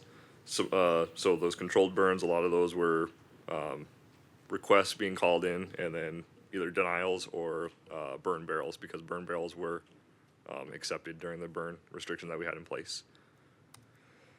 Drought for April, so there's no change really from March to April with Stark County. Some of the state did have some improvements, but unfortunately for our area, Stark County had no change. We're still in that severe drought.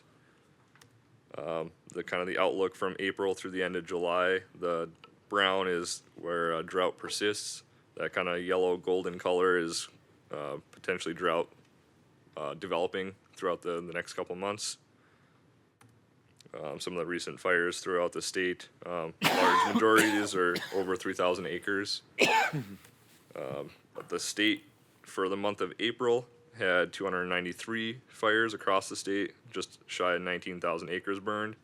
That is just the month of April.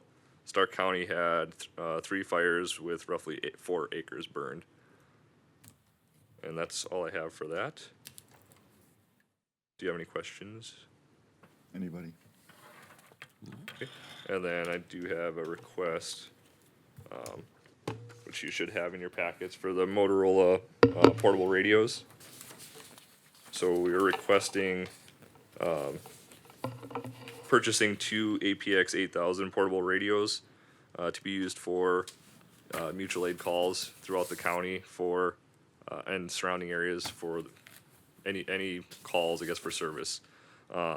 We've learned kind of with the Siren program moving forward, which is the state interoperable radio network. With that moving forward, there are some counties and some agencies that are not moving to Siren, whereas Stark County will be fully on Siren. So with that, we're looking at purchasing a couple additional radios and have them programmed to those surrounding channels, so that when calls do come in, that we have a radio that we can use to communicate with those other agencies. So just looking for that approval to make the purchase for $13,836.22 for those 2 APX radios. So what channels are them APX radios have on them, frequencies? How many frequencies are you planning to put into them? So the radios, these APX 8000s, they're a dual band, so they're capable of doing VHF, which is what a lot of the surrounding counties are on, and same with state radio. State radio isn't switching over until a couple years down the road, and then they'll have the Siren channels as well. So it'll be dual band, dual purpose. So we'll have like our county road crew operates on VHF bands currently, and as of right now, they're not planning on switching over to Siren. So to communicate with the county road crew, those agencies would have to have a radio capable of communicating on VHF. So this is basically more so towards our counties that are part of a mutual aid agreement. So, and those counties have not agreed to go to the 800 megahertz. Is that correct? Yes, that's Siren. correct. And a lot of it is due to funding. The switchover can be very costly. It's involving new radios, kind of new infrastructure for those assets. So. Well, I like it just for the capability. I mean, it doesn't sound like not all the bugs are worked out of the state network either, the new one. Yeah. So these are portable units. These are portables, that's correct. Handheld. Yep, handheld. Up on your vest or your belt. Yep. $8,000 each. Yeah, if you look, there are they do give us some price breaks, some discounts in there. So yes, if we were buying them like outright, they're right around that $8,500 a piece. Okay. So with those price breaks, the total comes to that $13,000. So.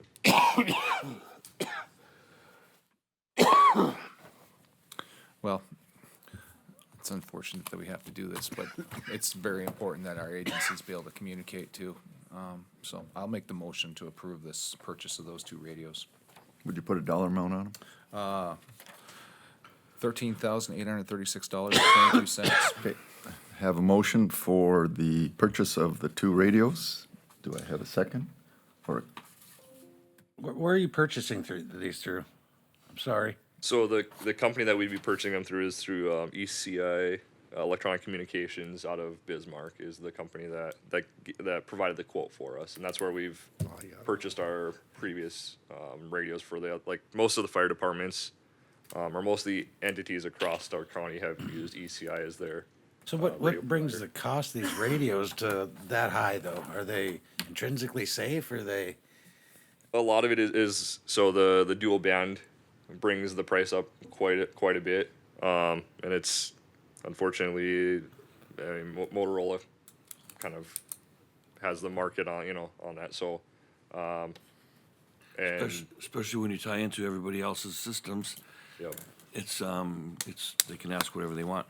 Yeah, and there are other vendors out there, but we've ran into, so there are some agencies that have purchased other brands, and we've ran into issues. We don't know if it's something on the dispatch side or like dispatch council side, or if it's due to the other brand radios. But we have ran into issues with radios outside of like 99% of our county uses Motorola. And the couple agencies or the agency that has a different brand, we've had some issues, and I guess at this point, we don't know if it's that brand or if it's something in the programming, but we have had issues with other brands being intermixed with the Motorola system. So Motorola, you obviously want to go with Motorola. Yeah, yes. Sheriff Lee, where did you buy your radios? Same place in Bismarck? Okay. What was it cost on them 2 years ago? It was over 5. Just know you got approved for the budget to buy them? I mean, they're like anything else, obviously. They go up every year, and it's like everything else, they get out of control. But we had the $1,500 Yeah, so return from the state on each one. Yeah, so in the end of March, the state basically pulled that reimbursement. If anything ordered prior to March 31st, you could get a $1,500 price break. Unfortunately, we found out about this whole radio issue after the fact. Otherwise, we would have made the request 2 months ago. Well, even a worse part of this story is eventually this VHF network is going to go away completely. So these things will be, basically Obsolete. It So is, just, and then just there- I'm going to interrupt you Yes. for a second. Can I get a second on the motion so we can continue discussion? A second. By Commissioner Marsh. Go ahead, Brad. Okay. The other issue that we've kind of discovered over the last month even, some of the counties in our region are not planning on switching over at all. So they're going to stay on the VHF system. They're just going to maintain the equipment that they have, and then try to purchase the state VHF equipment when the state decides to decommission all that stuff. So there are some areas that don't plan on switching at all, just to maintain interoperability with like Montana and South Dakota. So that's kind of, it's not saying that in 2-3 years that the VHF side is going to be obsolete. I mean, it in a sense it is, but it could still be used potentially with these radios moving forward as well. And then Well, some of these small counties, it's going to be really problematic for them to come up with the funding to go to the 800 megahertz. And that's why they're going to stay. Yeah. That's kind of why we're looking at if we can, get a couple of radios just to provide as like a mutual aid type thing as we are requested to, to come help out. We can bring these radios along, and then at least that way there's some communication, Dunn County, pretty much all of our surrounding counties are on state radio. So until state radio switches over, which is hopefully in the next couple of years, they're gonna maintain that VHF side. So, and we're planning on maintaining our VHF, the current setup we have with VHF, as long as we can until it becomes too costly to maintain it. So for these top of the line radios, right, with the digital readouts, can we get 800 megahertz dual band radios? Motorola also sells that serves the same purpose. You're going to use these, and so you're going to buy them $20,000 worth of radios, and then if there is an issue that when we need them or when, they may need to be replaced in 5 years.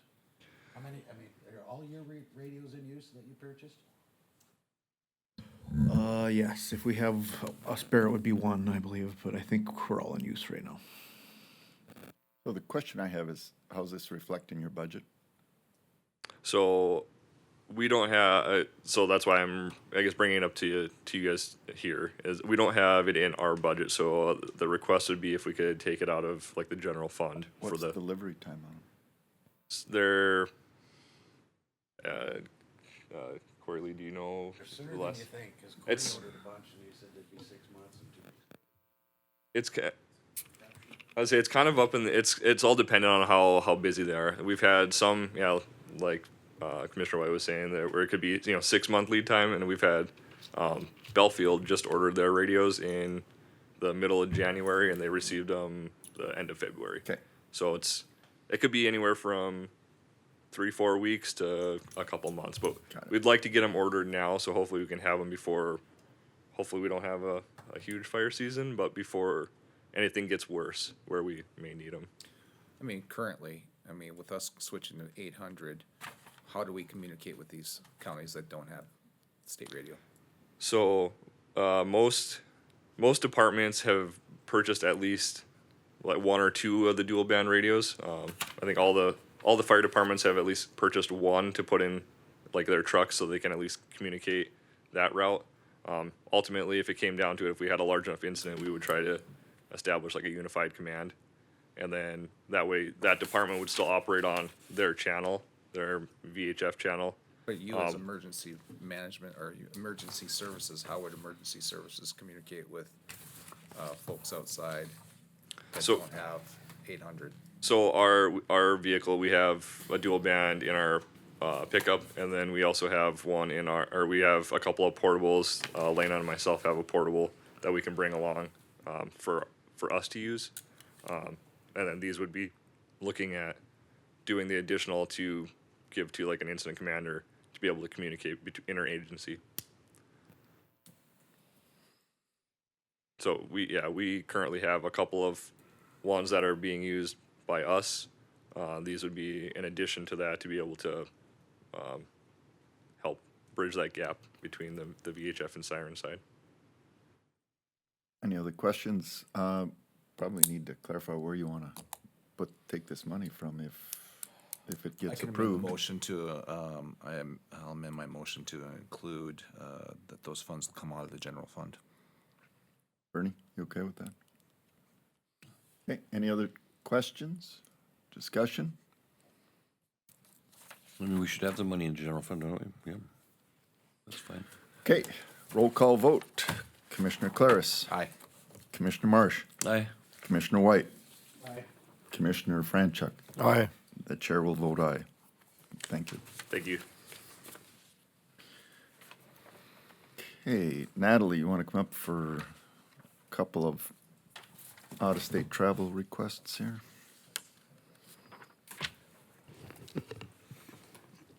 Is it still morning? Ooh, a couple minutes. I'm Don't Natalie, push it. Stark County Tax Director.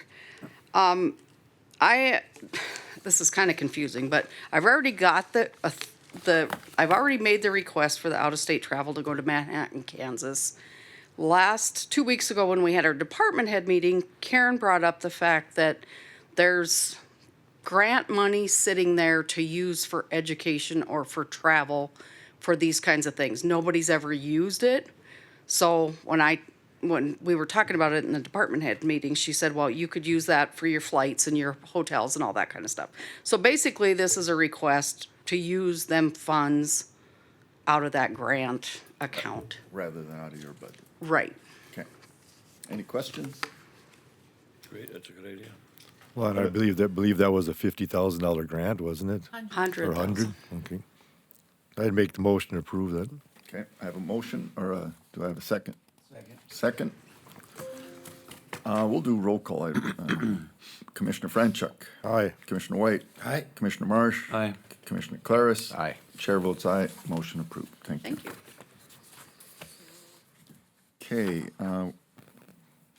well, let's do the Leffler KC Club. You have in front of you a gaming site authorization for the Leffler KC Club. I don't see it the application being signed, but, I'll make the motion to approve that gaming site authorization for Leffler KC Club. okay. Motion second. Any questions, comments, concerns? Hearing none, all in favor say aye. Aye. Aye. Opposed, same sign, motion carried. Okay, IT Expansion Committee. Jeremiah.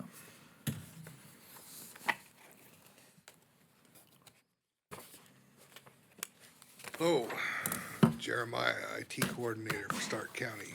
Good morning. Good morning.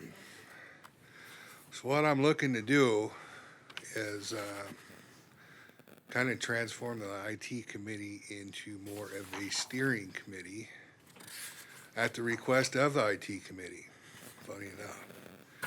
When I first got there, we discussed the mission statement, and one of the things that was pretty much unanimous was that IT must represent the entire county. It's everywhere. Everybody uses it in the county. And our IT project should represent everybody. So what I'm trying to do is put a seat on that committee for every department we have, so that we can coordinate a lot better.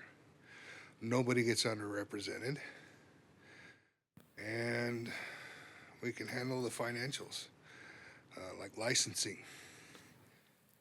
at a unified front, policies, procedures, standards. Everybody will be on the same page if we're all at the table together once a month to discuss it. Nobody gets left out. Well, of course, I'm for this. I mean, we've worked together on this. I mean, we had an instance today. I mean, it's a minor instance, but we had an instance today that, you know, this whole unified front on the IT side of things. I mean, we want that steering committee. I mean, if the IT steering committee were to reject a request, I mean, it's fully vetted through the entire IT steering committee. And like I said, we want some unity and some unification of, you know, first of all, if it's going through that committee, it's been approved. Jeremiah, our IT coordinator, is fully aware of the new software going into place. We've discussed at length, you know, potentially, you know, what's the best economically, what's the best for the county, what works for usability. I mean, all these things, all these questions can be asked at that steering committee. And like I said, it was a minor instance today, but I think it's a good thing. I mean, ultimately, we don't want any software being put on our network unless it's being approved by that steering committee. Correct. So this would be, department heads would be sitting on this? Yeah. Or their representative. Like, she's busy. Sometimes I'm busy. Sometimes Karen's busy. They could send somebody up there to kind of like gauge what's going on. Put their 2 cents in. And this would be a monthly thing or a quarterly thing or what? Just like a normal committee. They would meet and discuss as we do. No real changes there. But we meet them on a monthly basis. That's what you mean now. So I mean, you would just add these seats to that, and it wouldn't be a committee anymore. It'd be a steering group. They would have, like we were discussing Canva, right? What if we just decided everybody was going to use Canva and Adobe was out the door?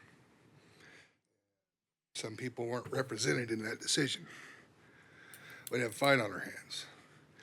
I need everybody at the table when we start doing standards so that they can fight for whatever it is that makes their department work. So the only concern I have, I'm supportive of collaboration. I'm just worried about meeting overload. I mean, you know, right? And so if you can work that out, more power to you. I just don't want everybody sitting in a meeting, you know, so often, because not only your committee, you have the department heads, and you have this, and then you have that one. So however you want to figure that out and steer that, have that. I just, like I said,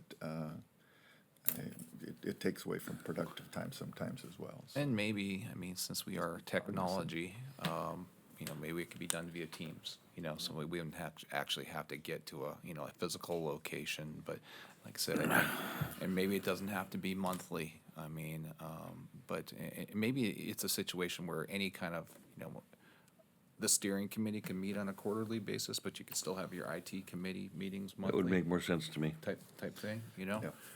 Yeah, I think you might run out of things to talk about if they were monthly. Yeah. Yeah, but we don't on the IT side of things. I mean, just general. I mean, what we're doing, and you know, I mean, we're constantly looking at the budget, and right now we're talking about the budget right now. We've sat in a budget meeting, and all those things are great. But like the steering committee side of things, maybe could be on a quarterly thing. we just want to get everybody on the same page when it comes to what we're trying to do security-wise, all of our software. We need the agility, quite honestly. Some vulnerability comes out and this needs to go. We need to do that now, not wait. But making sure that all the department heads know, and it might affect some department heads more than others. Exactly. We need to know what's going on if we do that. Okay, is that an action item, or is that just a report? Well, I think we probably should have an action item. I think we need to reach out to all the department heads. I know that there's some departments that only have one person, so you might have to, and we don't want to make your life any harder, but we want you at the table. We want you to have a voice. So and we need to be more familiar with your needs as well, which is important as well. So I would make the motion to expand the IT committee / steering committee to include the department heads or their appointed representative. Okay. Do we have a second?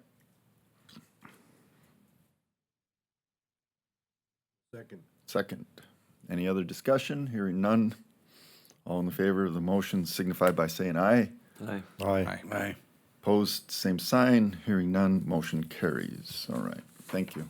Thank you, Jeremiah. Let's go to auditor here, just so we kind of keep everything. Your archiving. The ARCA search? Yes. So, we're bringing this before the commission because the ARCA, we currently have a $1,100 budget line item in the IT budget.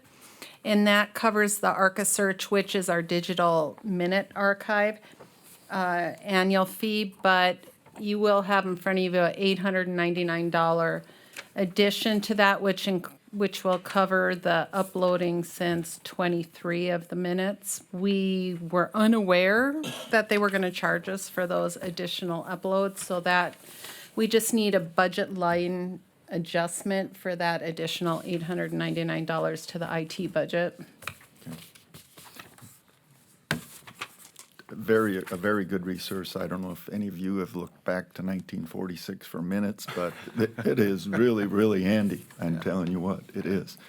So, so I would entertain a motion to approve the $899 budget for the ARCA search service. So moved. We have Commissioner Marsh. No, that's Corey White. Corey White, motion. Commissioner Claris, second. Any other discussion? Okay, roll call vote. Commissioner White. Aye. Commissioner Claris. Aye. Commissioner Franchuk. Aye. Commissioner Marsh. Aye. Chair votes aye. Thank you. Motion approved. Let's do the PRC grants approval right away. Okay. You also have in front of you a list of, these are the trusts that applied for the 2024 PRC grant, but were not awarded that until recent legislation changed that we can be retroactive and apply that PRC credit to those trusts. It is a total of $43,501.39. And what we will have to do is do this through the abatement process because these taxes should have all been paid already. So they will get a refund if they've already paid their taxes. So we just need you to approve us to abate that $43,000 and issue those checks. The 43,501.39, or? Yes. Correct. Okay. And this is for mobile homes and trusts? Yes. Okay. Right, we already did the mobile homes, this is just trusts. Okay. Yep. And all of these have been approved by the state tax commissioner? Yes, There is yes. no risk for us to grant the waiver or the credit without approval. Okay, Yes. So these are all trusts that are on here. yeah. Some of So- them are, there's some other ones too, I think. So like my stuff's in a trust and I haven't Is your applied for anything. personal residence, primary residence Yes, in a sir. trust? So then I would just. Did you apply for the primary No, I did- residence I did credit not. in '24? I did not because I didn't have anything in my in my name as far as I live, because it's in a trust. Because it's in a trust, right? So I suggest you go visit with Natalie quick about that afterwards and see if there's anything you can still do or call the state to get Well, there in, was an right? emergency provision Yeah. in the bill. I don't know when the deadline for the application is. I don't either, for so sure. I don't want So I to. would check with Natalie. Yeah, What's so- that? Oh, there you are. Okay, well, then I missed the date, so. I was gonna say, we can sit here and wait. Yeah. I didn't see you hiding behind the sign here. Okay, can I I'll get make a, the motion to, for the 43,501.30.39. okay, For them to make those changes. can I get a second? I'll second that. By Commissioner Claris. Any other discussion? So, to go forward, I can still apply for it for the future. Yes. Okay. Yes. Yes. You're just short potentially on 2024. Right. Sounds like. Any other comments, questions? Hearing none, roll call vote. Commissioner White. Aye. Commissioner Claris. Aye. Commissioner Franchuk. Aye. Commissioner Marsh. Aye. Chair votes aye. Motion approved. All right, now Joetta can come up. So let's do your audit supervisor training approval. Okay, so you all have information in your packet from All In Development Company. We've been looking at doing some training for our supervisors, and I have at least 12 people that would be interested and committed to going to an on-site training to go over different things, supervising others, conflict resolution, coaching and mentoring, importance of workplace documentation. This would be an all-day training. We would do it likely over at the Family Ag and Resource Campus at our Dakota room. And the cost would be, with their discount, would be $7,549.20. And I'm requesting, if you approve this, that we take it out of the grant money that we've set aside for education and training. Okay, comments, questions? I believe this will go well with our, other things that we've been talking about. So continued education, especially in this realm. How many individuals was there, you said? 12 would be, that's about all that they like in their sessions is 12 people for the maximum benefit of everybody in that. Okay. Did you guys do this through the SO as well already? They did do a training, and that's kind of where we learned about maybe we had a need in this area. And I heard it was good. Yeah, it was really good. Okay, So make a motion to approve the 12 individuals to attend the all-in training. Do I need to put a dollar amount there? let's do that, please. Joy, can you help me out with that dollar amount Yep, again? $7,549.20 Okay, out of the grant money. okay. Okay. Can I get a second on that? I'll second that. By Commissioner Claris. Any other discussion, You got a questions? discount on having the 12 or taking the whole thing, or what was the, Yeah, that's with the discount. okay. Okay, hearing none, roll call vote. Commissioner White. Aye. Commissioner Claris. Aye. Commissioner Franchuk. Aye. Commissioner Marsh. Aye. Chair votes aye. Motion carries. Let's go one more out-of-state LEAP conference request. All right. So the LEAP HR for State and Local Government Conference is typically held in Denver, Colorado. This year it is in September, so I am requesting to travel there September 8th through the 10th. The total estimated cost would probably be around $2,740. And I'm requesting that it be taken out of that grant money also for education and training. Is that the only out-of-state conference you're going to this year? Yes. So I'll make a motion to approve the LEAP Human Resources Conference, right? HR State and Local Government Conference, for the total of $2,740. Okay, And the money be pulled from the grant money for training. can I get a second on that? I'll second that. Commissioner Claris. Any other discussions, comments?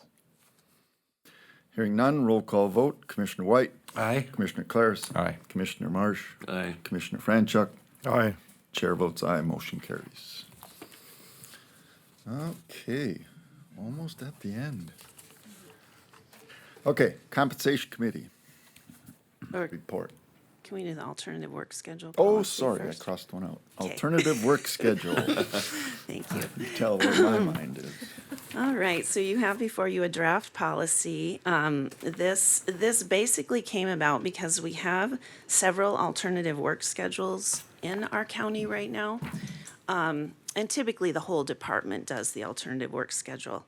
But we do have some instances where it hasn't been documented what somebody is doing or has requested to do, or has even been approved to do. So with this policy, this would help us put something in writing, so we have an agreement that goes through a process. If somebody wants to, work something other than what the typical schedule is, for instance, in the courthouse or in the road department. I mean, I don't think anyone would do anything different in the road department, but that's just an example. Yep, you mentioned you have some examples. Can you just, I don't know if it's whatever, can give me some other examples other than An what the idea. road department does? An idea? Yeah, so for instance, we do a compressed work week here in the courthouse. So employees work typically 9-hour days, Monday through Thursday, and 4 hours each Friday. So the example I gave at our department head meeting would be maybe this summer, one employee wants to work 4 10-hour days at the courthouse and have Fridays off to go camping or something along that line.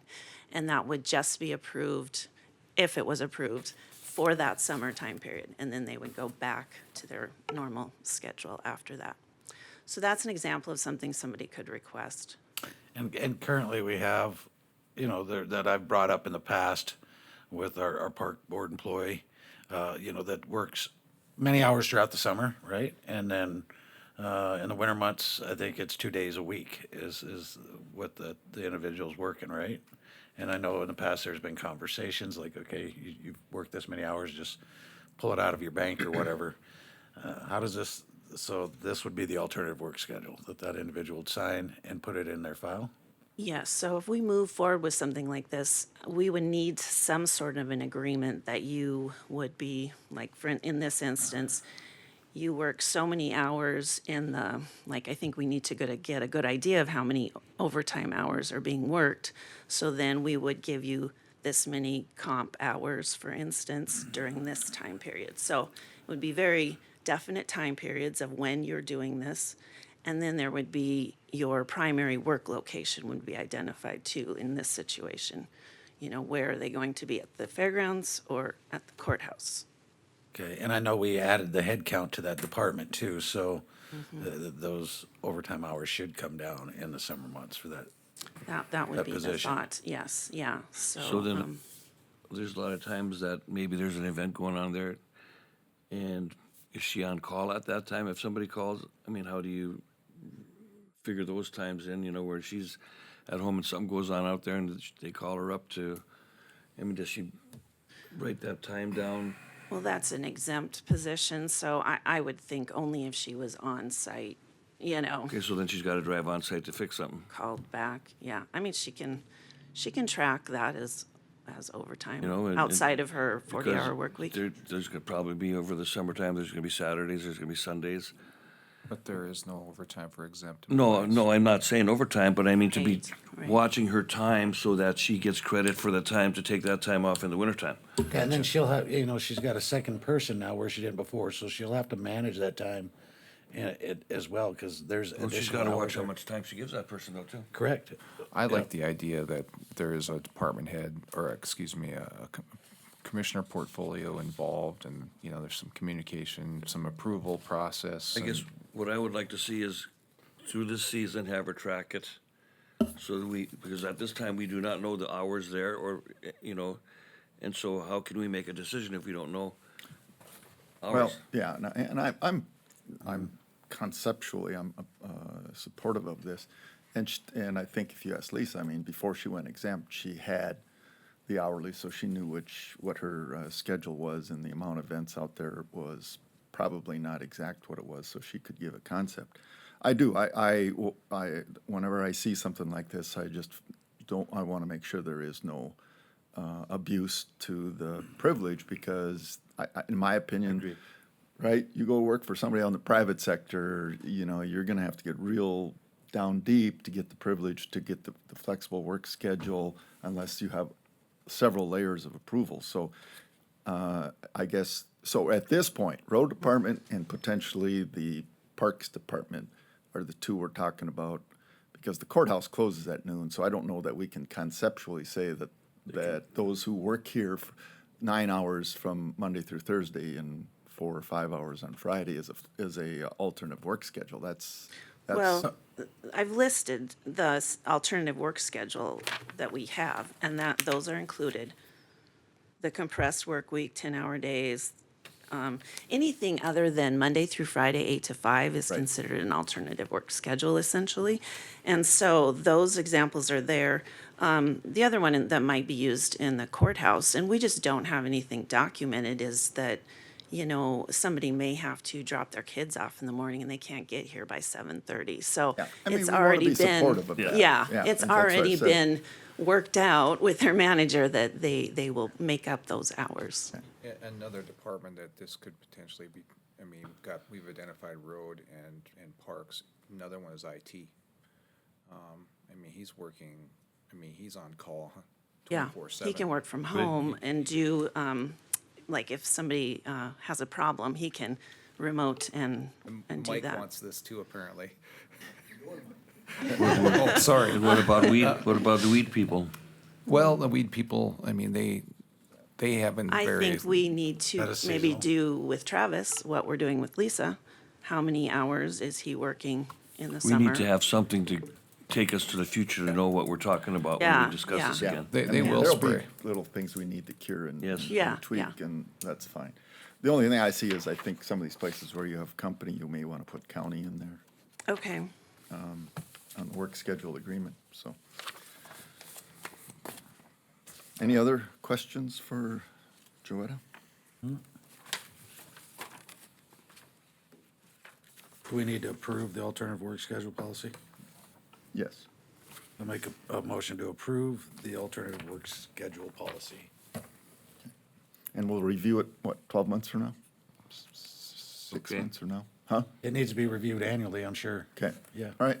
I'd second that. Okay. Any other questions, comments, concerns? Hearing none, all in favor of the alternative work schedule policy as presented, signify by saying aye. Aye. Opposed, same sign, motion carries. All right. Where are we at?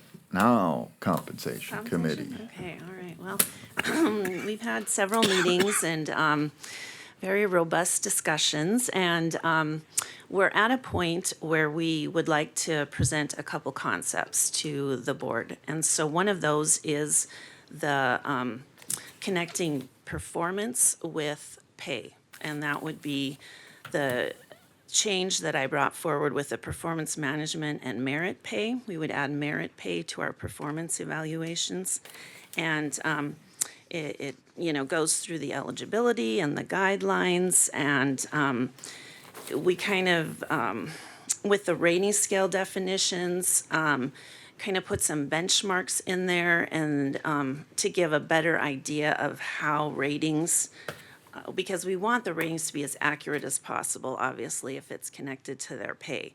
So we put those in there. They can, and each area in our performance evaluation is rated. So you can have exceptional performance, there's examples, superior performance, fully successful performance. You can have successful performance, but you have development areas. And then you can have unsuccessful performance, are basically the 5 areas that we have. Once the evaluation has been completed and finalized, then the score would be calculated and overall rating would be assigned based upon the total number of points earned.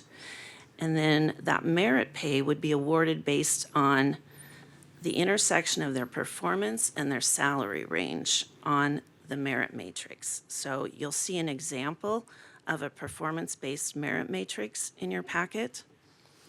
And this would be something that we would always use this matrix but you guys could identify what you wanted the percentage to be.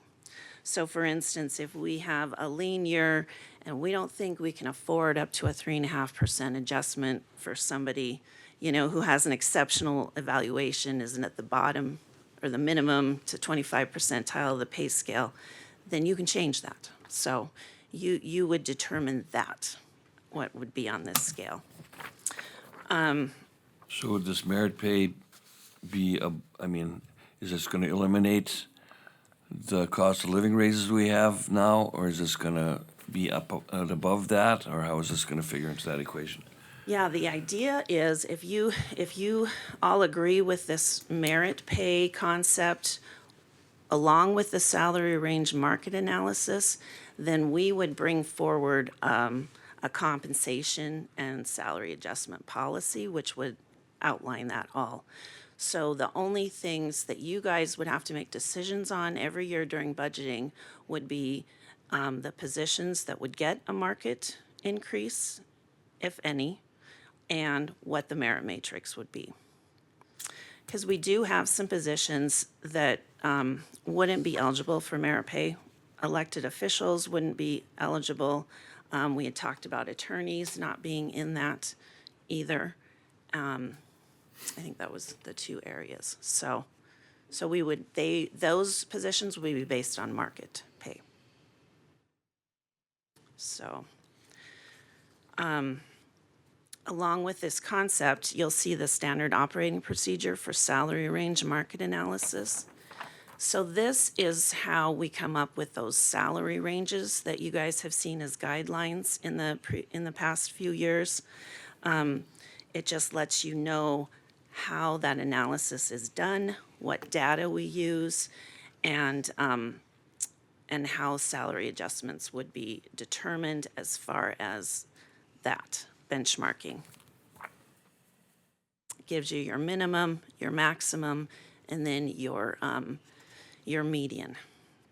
And the idea with this is to get everybody in the county at least to the median, correct? Yes, your goal is, you want your competent people to be making your median market wage rate, so you can keep them.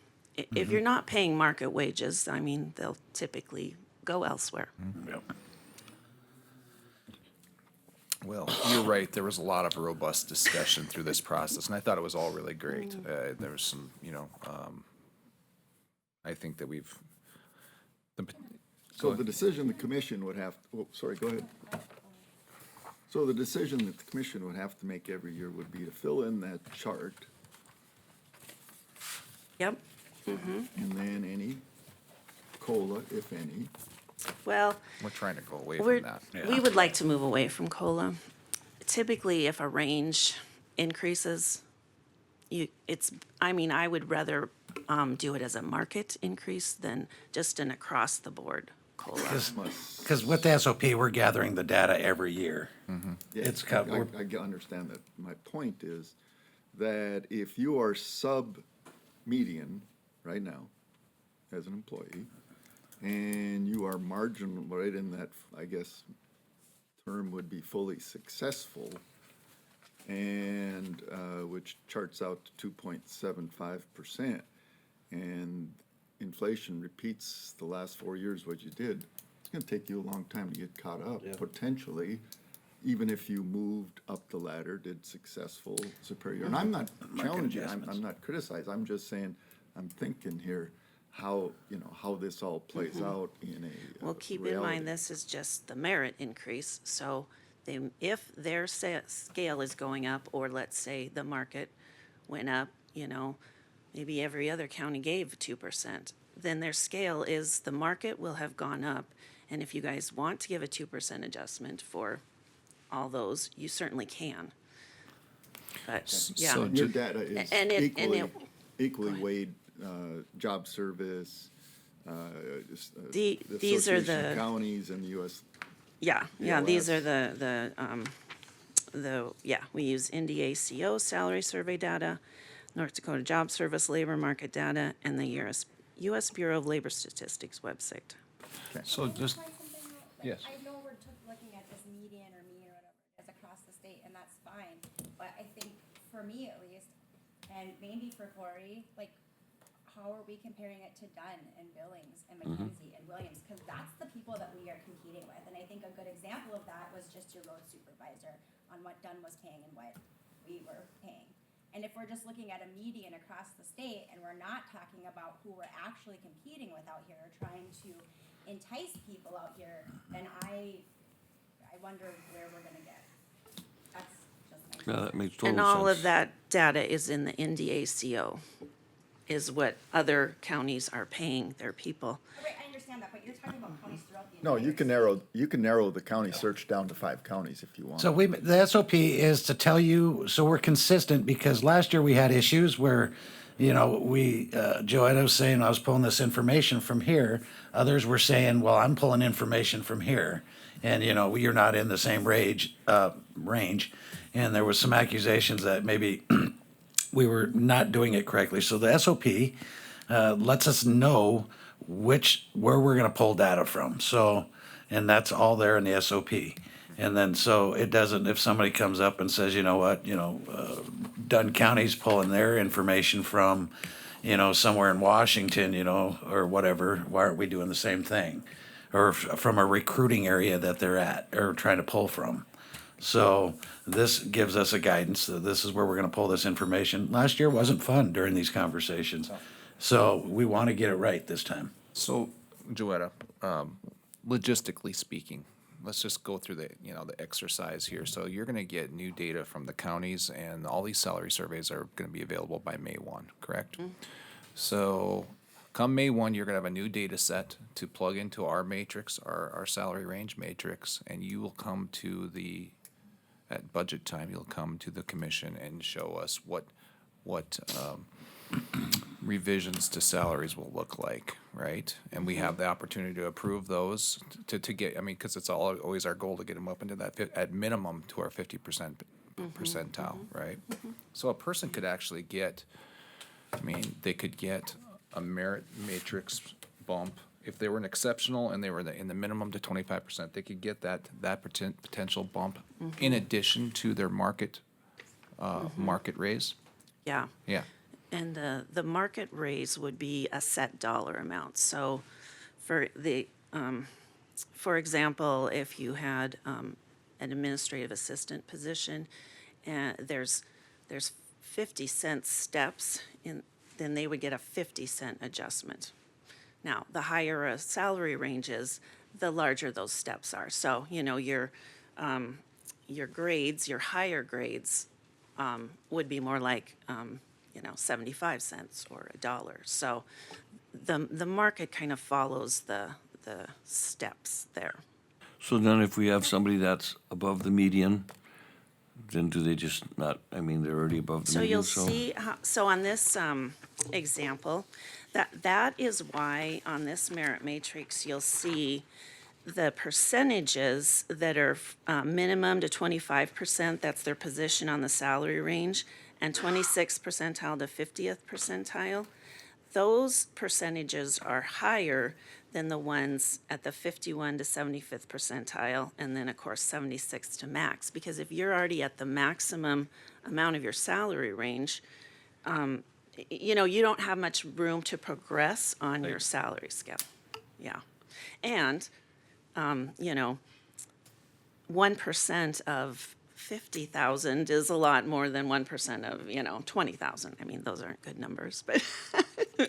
Yeah, I can figure that one out. Yeah, Thank you. the less you make, the less your increase is going to be, your percentage. So this flat across the board increase isn't, you get a lot of different, increases if you make less or if you make more type of a thing.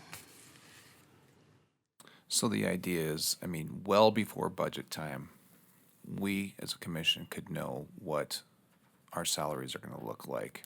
Now, we didn't talk about how you're going to implement the merit side of things and when that whole process starts as well. Yeah, so, to get this done, Karen was kind of wanting an idea before July. So we were talking about doing performance evaluations starting in May and having those done by July. So you would have an idea. But with your budgeting, what most counties do is they do an average merit increase. So you do that per department, excuse me. So you at least have something to budget. And then when you get the final results, then you can put those in your salaries. Yeah. Just a quick question. How many Stark County employees would be evaluated by somebody other than a department head, by a portfolio holder? Do you know that number? Yeah, it's our department heads, I think it's around 10. There's like 13 department heads. Okay, so 13 are done by one of us versus. But 2 of those are elected, so they don't have it. Okay, yeah. It's around 10 to Okay, 12. all right, Yeah. thank you. Yeah. And that was the other thing we discussed is, let's do it in January. Well, that became an issue the year that we have elections because you have new people coming in, they don't know, they can't evaluate somebody they've never worked with before. So we may still have some of that issue going on too, but we thought May would be a little, give them some time to work with somebody before they had to evaluate them. I volunteered the chair to do it, did I? You did, yes. I'll second that. But that's another thing too, when you guys set your portfolios each January, it's, sometimes it's up in the air who you're, so that's the other thing, we didn't want to do it in January. Once these are done, then it wouldn't go into effect until the January 1st for the budgeting year. And there's some things laid out in there for people. You have to work at least 6 months before you're eligible for any sort of an increase. So even those people that start like July through December, they wouldn't be eligible for a pay increase until they hit their 6 months in that next budget year. So another, just, Corey was part of it, obviously you were as well. I mean, there was a long discussion about the SOP. That's how we got here is like, we need to figure out a standard operating procedure of how we get to this, our market ranges. And there was a long discussion about that and the data that we were gonna use. And of course, I mean, it's never gonna be perfect, but I mean, there was a discussion about, well, do we need to do a salary study, hire an outside contractor, do a salary study? Well, after a long discussion, I mean, that person doing that salary discovery or study, I don't think it's going to pull any more data that we don't have access to. We've had that, so, I mean, ultimately, we just wanted all the employees in the county to understand that we're trying to be as fair as possible and draw from as much data as possible and, and put this idea to rest that somehow the market study or the salary study from an outside source is going to be far superior than what we're going to pull. I mean, ultimately, we want to make sure, I mean, we have a solid baseline for all of our salaries, but because I know that's going to be one of the questions everyone's going to ask. Well, how come we just don't do an independent study, a salary study? Well, for one, it's going to cost us who knows how much, and I'm not quite sure it's going to provide us any more information than we already, have access to already. So that's some of the thought process on that.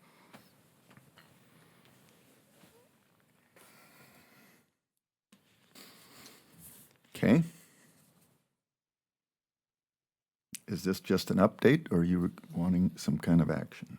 Well, if you could approve the performance management and merit pay policy, then we could start moving forward with evaluations.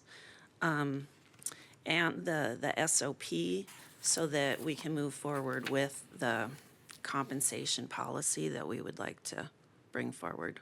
I'd make the motion to approve both of those. I'd second it. Thanks for working Motion on that, and Joda. second. Any other discussion, comments, questions? Hearing none. All in favor of the motion signify by saying aye. Aye. Aye. Opposed, same sign. Motion carries. Thank you. Thank you. Thanks, Corey. Thanks, Joetta. It was fun. I'm working on it. Hopefully it works out. All right. And I Karen- think the Karen last was part item of I have is County Road organizational structure conversation. All right. So Al left and retired. we put a job opening out there. We had 2 applicants. We chose not to go forward with that. In the interim, there was some discussions about, having some individuals pick up some slack that Al was currently doing and fulfilling those roles. I had HR reach out to those 3 individuals and make sure that their roles and responsibilities, what has changed, what hasn't changed, and if we needed to update any of their job structure or job descriptions. It did not appear that we were going to need to do much at all. 8 months ago, was it 9 months ago maybe? We hired an assistant road superintendent. He did apply for the position. He did take on some additional responsibilities with the phone, some organizational stuff, and we were looking at that. Commissioner Meshner and I had some discussions with the 3 individuals out of the shop, and we're looking for maybe a short term until we can figure some stuff out with the road department. The structure seems to have not gone the way we wanted to go. I've heard from several individuals from the road department. We've had 3 or 4 retirements since last year, the end of last year. And then we have some open seats that need to be filled. Our assistant road superintendent has given his 2 weeks' notice. I do not know if there's an option to keep him or if he's gonna be leaving. He's made up his mind to leave. The feedback that I've gotten is that they do want to have some kind of structure put in place at the road department. That's one thing I said at the last meeting, is you gotta have structure, you have to have somebody in charge, you have to have somebody is the face, somebody where the ball drops on their head, and somebody that gets to, and we dropped the ball on that. And we lost a really, really amazing employee, which he got, I think, well compensated at his new job where they offered him the money, and Yeah, well, I think there's a couple conversation points there. And that, at the last meeting, there was a motion to, like you mentioned, Corey, to have the 3 individuals step up for the intern until we made a decision on the long-term or the full-time road superintendent. You and I had a meeting with those 3 individuals. We walked out of there.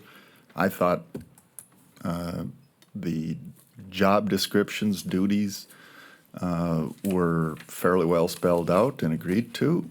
Compensation was discussed, and we asked, or at least I asked, if we could ride where we were for a couple of months until we figure it out and then deal with compensation. Walked out of the room thinking that was also acceptable, and 7 days later it wasn't acceptable. So that's where the confusion on my part comes. And having lost very good employees away from the farm into the energy sector because I couldn't afford to keep them. I just say great for the individual who can benefit himself or his family. Now, not so good for Stark County if we lose a valuable employee. But I don't know, I've said this before. I drove out to the farm on Thursday or Friday, and the Gladstone Road was being bladed, the edges were being cut, the road was being watered, and they were blading it. So the short term, the work is still getting done, and I think there's a lot of pride out in that building, and I think we're underestimating what those individuals are capable of doing. Short term, long term, yes, I'm all for getting a permanent road superintendent, but I also want the right individual on however that is at a number we can afford. I mean, the number that I was told is, I think, out of it was more than we were paying the previous individual with 25 or over 20 years experience. So I think that's a challenge. So if we don't, back up like 3 or 4 sentences and say that again, because somehow I did not comprehend Boy. everything. Where would you like me to? So to compensate the new person, Yeah, so the compensation, I'm being told that the individual who's leaving was offered at the new position where we'd have to get relatively close to that, was equal to what we were paying Al for over 20 years of experience. And I'm sorry, that's it's not attainable. I can't speak for him, but I think he was looking for long-term here. And I'd love, and I talked to him prior to him submitting his notice. I said, I'll put you on a path. I agree to put you on a path, but it can't be 1 year. It's got to be multiple years in order to get there. So, I don't know, Corey knows more about the I mean, I don't know if you can give notice and not give notice, but. Well, you can, I would assume, but, you know, I know he and I have been talking throughout this entire deal. He did get an offer. He did submit his resignation. I asked Joetta to hang on to it for now until we had some discussions. He has a number. You know, I've discussed that number with you. I don't know if the commission would agree to it, but you know, I thought it was a fair. It's right there. But if the commission doesn't have, I don't. The position that he's filling, correct, is a guy who had 21 years in that position and was at, you know,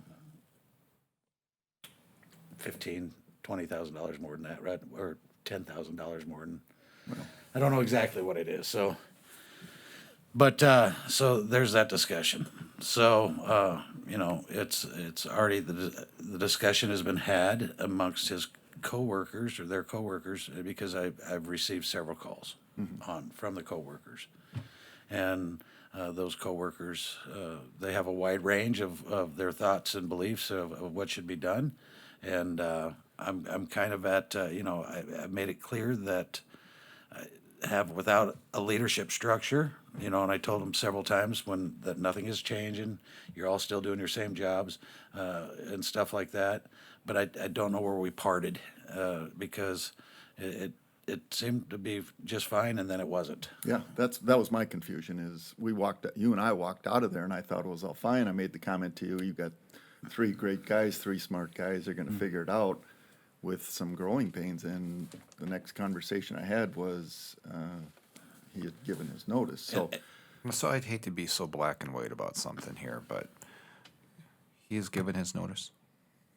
Yeah, he was frustrated. A lot of his frustration was that, you know, we did open a position to fill it. He was the only employee that applied and didn't get an interview.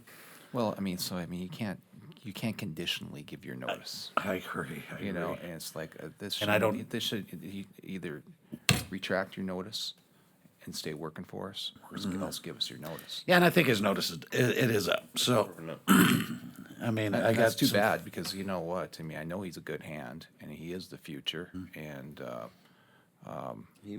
but you know, at the same time, man, this he puts us as a commission, puts us in a terrible situation here. You basically have a person that's giving us a conditional notice.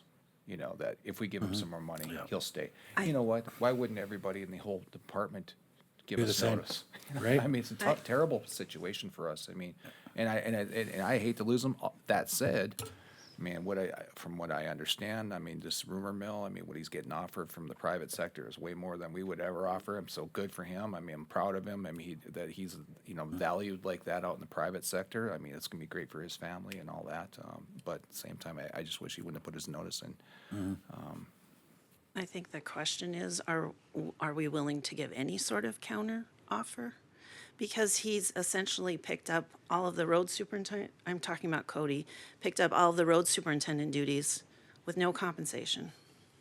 But he's also given us his notice. I'm just saying, I think that's why he's frustrated.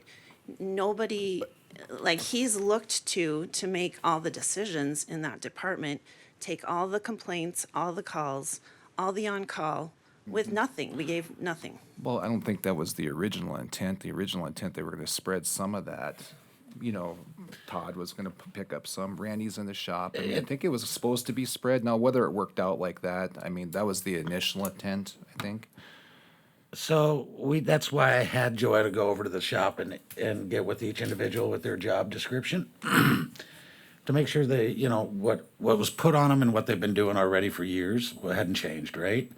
And then Cody's, having the phone, and you guys all had your discussions, and that was some of it. So I understand being compensated for the work that you're doing. I don't think, as the wheels of government kind of move slowly, because we meet up once a month or whenever. In the meantime, he had an offer that was substantially better than we had. We came to the table with no offer for him. He's been here for many, many years. But he didn't take that off right away. No, he didn't. So he was looking at Stark County as a future. And he still was, as of a couple days ago when I talking to him. But he also knows that if we're gonna keep him in the current same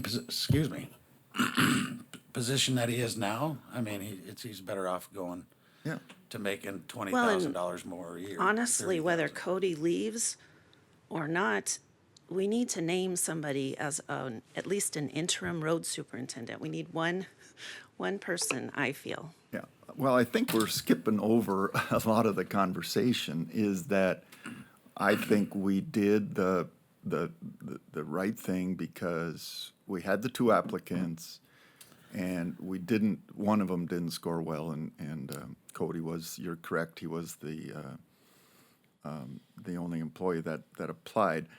However, I'm just going, when someone tells me that they're fine for the short term, so that we can make the adjustment, compensation adjustment with duties and responsibilities, and then 7 days later, that's retracted, that's frustrating for me, because I'm trying to figure out how that happened. We were open, very open about, you're gonna get additional responsibilities, we're going to give you additional compensation. We were very open and honest about that. Now, my point is, and Corey would probably be able to answer this question, is if Corey says, hey, you know what, Cody's going to stay for X, and we as the commission agree to that, okay, now are we taking those responsibilities that Todd and taking the responsibilities that Randy took on, in the additional responsibilities, and extracting those back because their compensation hasn't changed? Or are we leaving those responsibilities with those two other individuals and giving them additional compensation as well? I didn't really find any changes in what Todd and Randy were already doing for Al. Well, I disagree. So it goes to the point as like the sheriff, when he was gone with his surgery and that, we have a chief deputy, we didn't compensate him more for doing the duties while the sheriff was gone. I mean, why would we do that now? Yeah, because we had a sheriff at the time. So, and But that's what he feels, that we don't have a road superintendent right now. He wasn't available for duty though, so the other one's taking on more duties while he's gone, so I don't know what the difference is. I'd just like to add, I mean, I think that, first of all, I think that, this person, I mean, I think he's feeling like that we didn't show enough confidence in him. And I'll be completely open and transparent about my thought process of why I was not comfortable about naming him superintendent initially. Albeit he's talented, I think that, first of all, I mean, you gotta be really careful about putting someone, I mean, this is, that there's a lot of people in charge of, that he would be in charge of. Okay, so his people management skills have been untested at best, okay? And, what you really find yourself in, so if we throw him into a role naked, basically, he's never been in charge of 50 guys and so on and so forth, and it's a complete failure. Whose fault is that? It's not maybe necessarily his fault. It's our fault for putting him in that role. And I thought this was an opportunity to let him grow into that just a touch here. And like I said, ultimately, I think it probably would have ended up being his job ultimately, because Todd and Randy are not going to be there forever. But I do get the frustration, Corey, that ultimately there should be some leadership out there. But I think it was a nice opportunity to let him grow into it and prove himself, and work through the gyrations of managing that kind of staff, with some leeway. being able to lean on Todd, being able to lean on Randy a little bit, and I just felt like that collaboration potentially could be beneficial to him. So, yeah, and I but think you have that- to have the patience to do such as well. That could have been something that could have been managed. I think going back to my earlier statement today, there's been, you know, we had 2 portfolio holders on this account at one point. It was stated when we changed our portfolios out earlier this year that it was recommended that only 1 portfolio holder.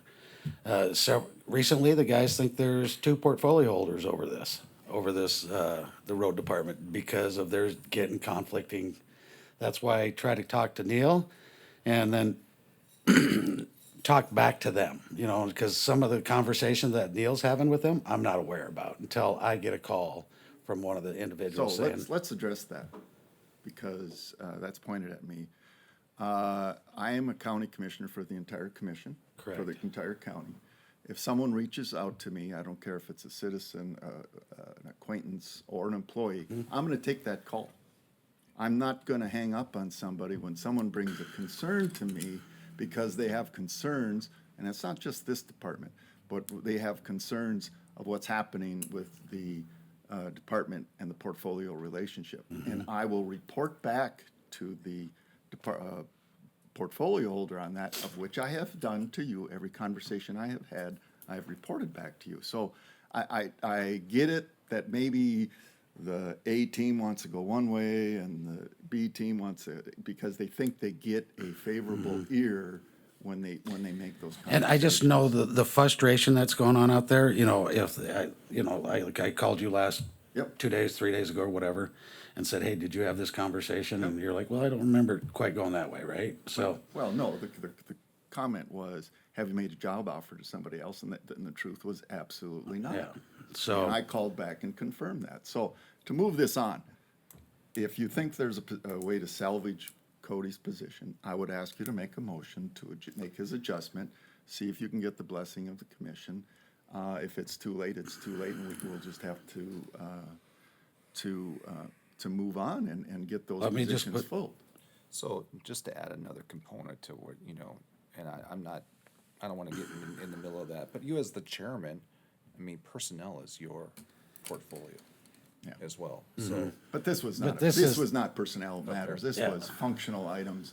Okay. And I think it was very appropriate for Corey and I to go sit out with the 3 so that questions could be answered and roles could be defined. And quite honestly, again, I'm gonna repeat it, the meeting went extremely well. It did. And 7 days later, things flopped in their head. And so I'm confused why that happened. Because I did not have any conversations during those 7 days with anybody, so. I might add to that, that I don't know when you first had that conversation, that everything maybe that Cody had to handle was coming to him at that point, you know?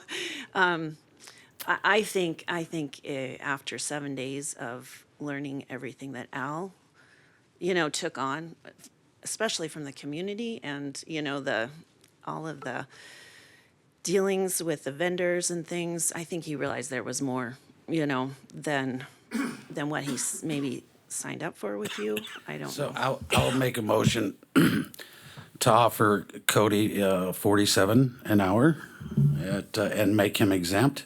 If he does not take that, we will open up the position again and until filled. So what's that annualized? 760. 97,760? Yep. And what's 12 months look like from now? Because you know, the conversation I had with them, let's try to get you up with an above normal adjustment for the following year. So if you're saying you start him at 97,760, and then he's only subject to the other rules that we just talked about, that's one conversation. But if it's a number and then he's expecting, or we're offering a significant number, if he's still with us 12 months from now, that's another conversation, in my opinion. I think he follows whatever our rules are at that point. So one comment here, so the target is Al's salary eventually. Cody. Well, eventually, I mean, that salary's gonna move up throughout the years. I don't know where Al was at right when he left, I'm sorry. But, Oh, 110. 110K, 110. but, I mean, just a point, we've discussed this, or it's been mentioned before. 10,000 of that salary was supposedly at one point given to Al to help manage the weed department of all things. So his salary is 100,000. So now we're talking about, and I mean, we're not in the discussion phase here, but, I mean, his true road department salary was 100K. So now you're talking about 97,000. That's 3,000 off, basically a 20-year employee.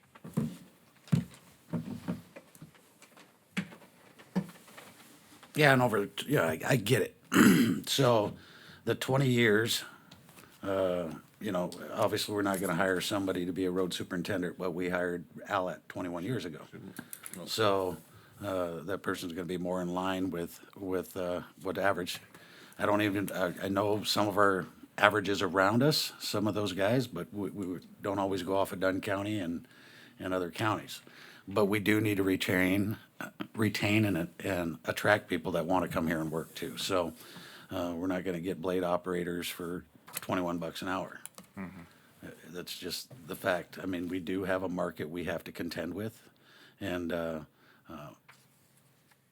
but I mean, I don't know how we're gonna attract. Refresh my memory, Cody's current status is? Assistant. No. Wage. Dollar. Oh, he is, 44? oh,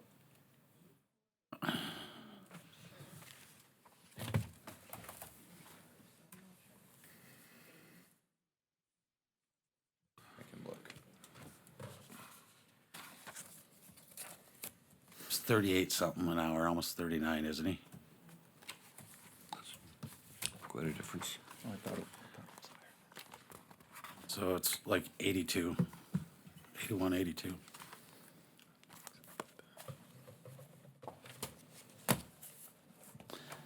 Counteract, I mean, we can at least offer, if we want to retain an employee's got over, how many years with us?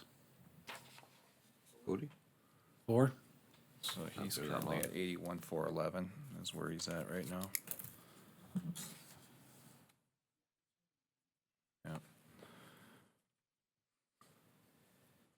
And I think when I first came forward, the median salary, I had said it was around 90 to 95. So that's, and then we ended Okay. up posting it at 85. 85. Yeah, so.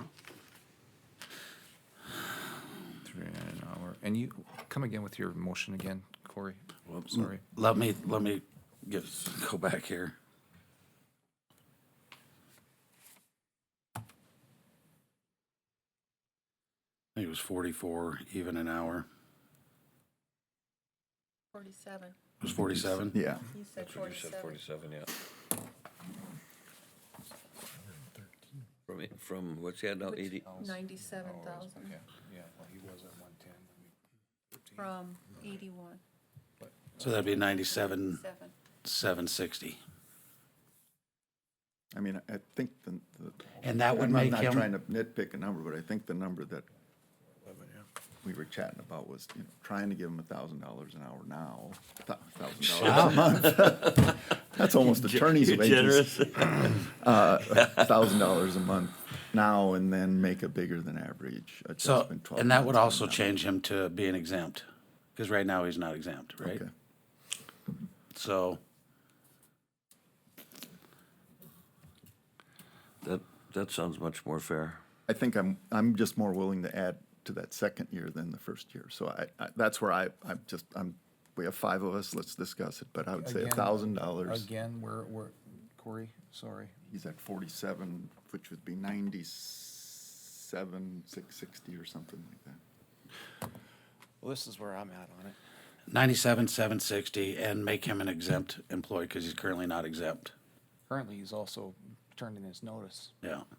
Well, that would make, having him exempt would be, I don't like this at all. I mean, I want to keep him, and I'm even on favor of, okay, you want to give him 47 I say you work the rest of the year, you come back and you reestablish your employment, take that notice off the board, and recommit to this county and go to work until the first of the year here, and you'll get your 47,000 and you'll be exempt. That's what I would say.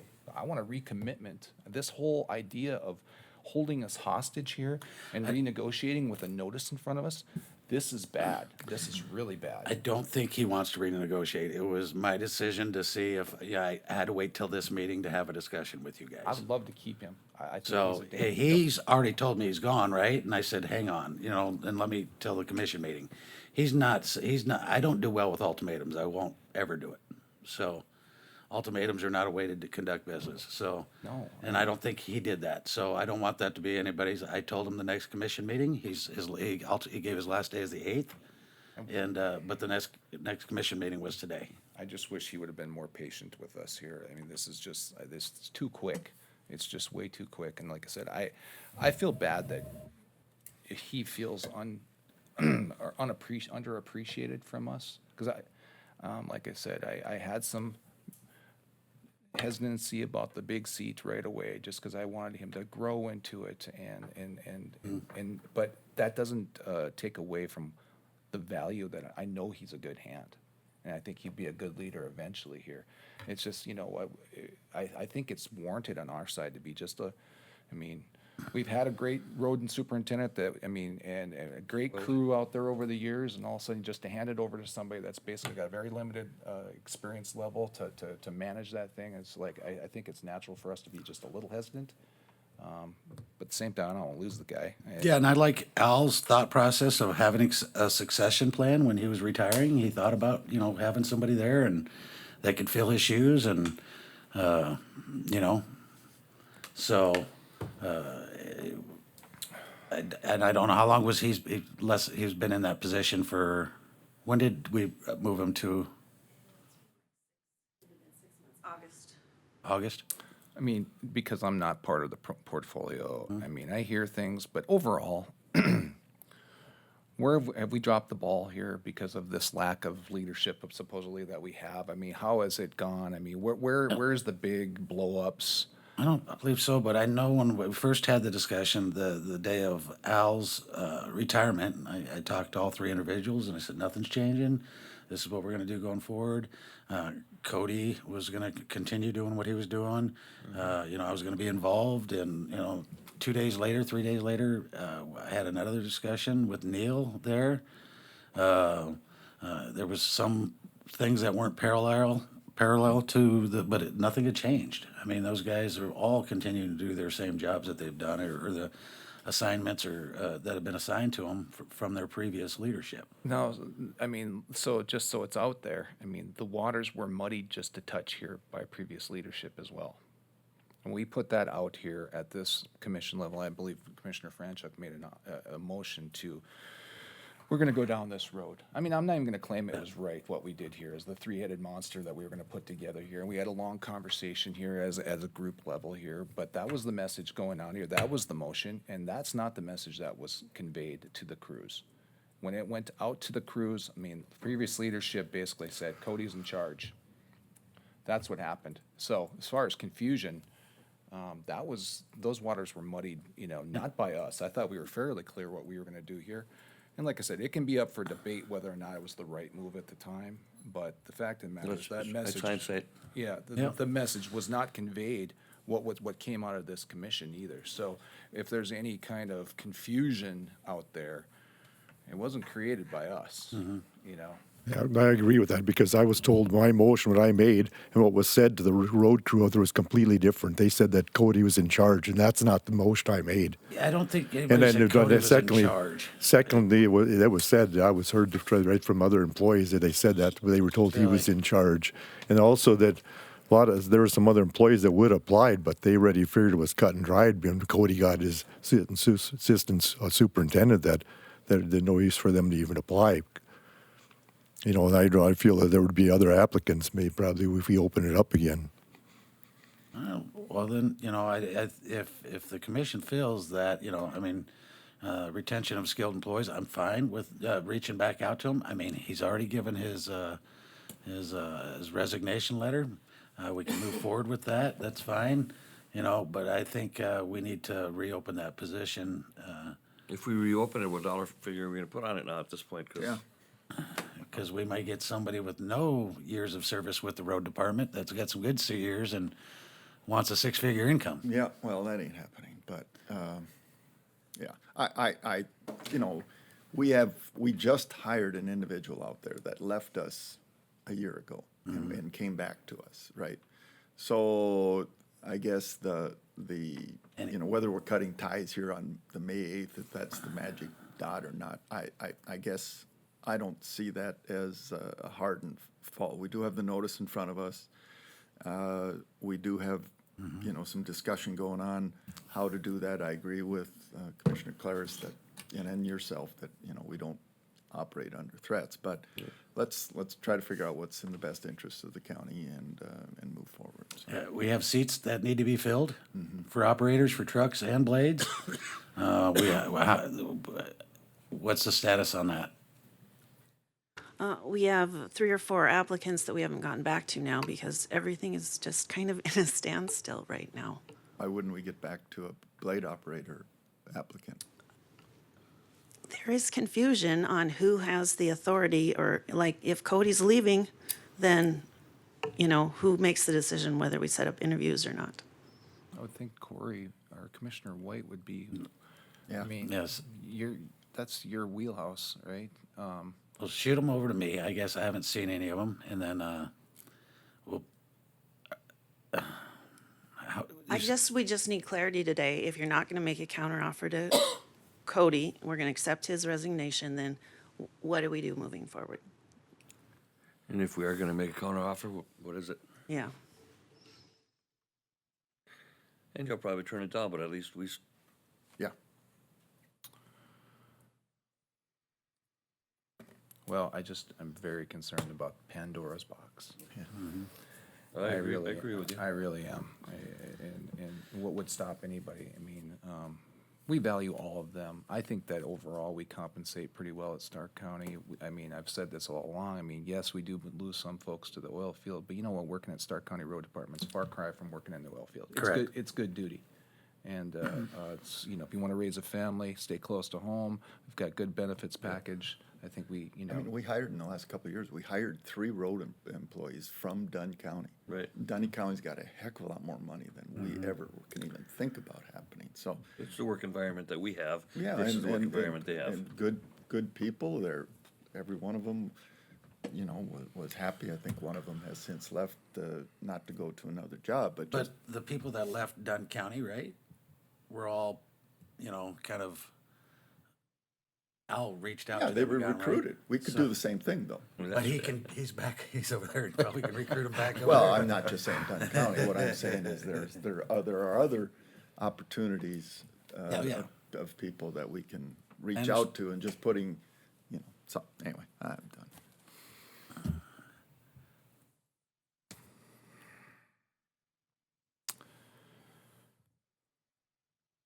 So we have a couple of things we have to get through. This Cody situation, we also need to probably, in the interim, reestablish leadership in the interim here. I think, you know, that's 2 things, and then, you know, whatever, if Cody's gone, we need to maybe take those responsibilities. I have an email from another employee out there that said he'd be willing to step in with no pay increase or anything like that to help out. And, and then maybe open that position back up. And try to either, you know, poach somebody with some good experience, or What's stopping him from reapplying? That's nothing. He can reapply. I thought that too, but yeah, Probably not a good look for his new employer, though. no. Well, no. That was his old employer though. Or before. that was his old, well, number of years ago. Yeah. I mean, they're gonna get they're stealing a heck of a hand from us. Yeah. There's no doubt about it. He was working there part-time on the weekends anyway, so. I mean, and like I said, I mean, there's a part here that we can't compete with. There's no way we can compete with them. I mean, but, you know, to work at the county, I mean, it takes a special person to, that dedication to be a public, employee. I mean, they're under a different set of rules, different set of scrutiny than the private people are, so. And it's no, I guess it's up to the commission what we want to do forward. I mean, I presented some of the frustrations. I thought it would go a lot smoother than it did over the last 30 days, and it hasn't. And so there's some of that frustration because there's no need to, I mean, that was a good team of, I mean, I would like, if I had to grade our road department, probably one of the best in the state, right? Top three. And did very, very well. And we took what was normal for a lot of guys with a lot of years and kind of shook it up a little bit, and they're all kind of waiting and to see what the commission's going to do. And we've kind of reached that point now where I think we need to make a decision, and I can get on board with just about anything. So Well, as I long would as the say plan's going this. to work at the end. You are the portfolio holder. I mean, I've told you this, confident in you that you have that. I mean, and so, what's your recommendation? I mean, I would recommend, having a discussion after this meeting today with Cody and maybe having a number there that we can say and he can say no to it. And if he says no to it, that we open that position back up until filled. Okay, so I'm good with I'm that. looking for a number. If we offered him $1,000 more a month, what's the number so that if he says no, we know what our slot is for the offer if we do? What did you say it was, Claire's? So he's currently at 39 and change, right? And you had mentioned 47. Yeah, it's 39 and some change.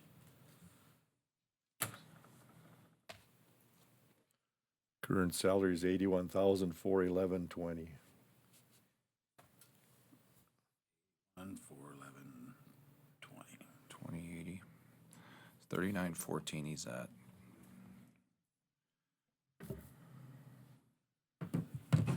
We're basing this on a month, 160 hours, right? So if you gave him $1,000 a month, that would put him up to $93,411 annually, which is $44.91 an hour. It's always nice to have someone that knows how to do that. So I'd make the proposal then to put him at 44.91, make him exempt.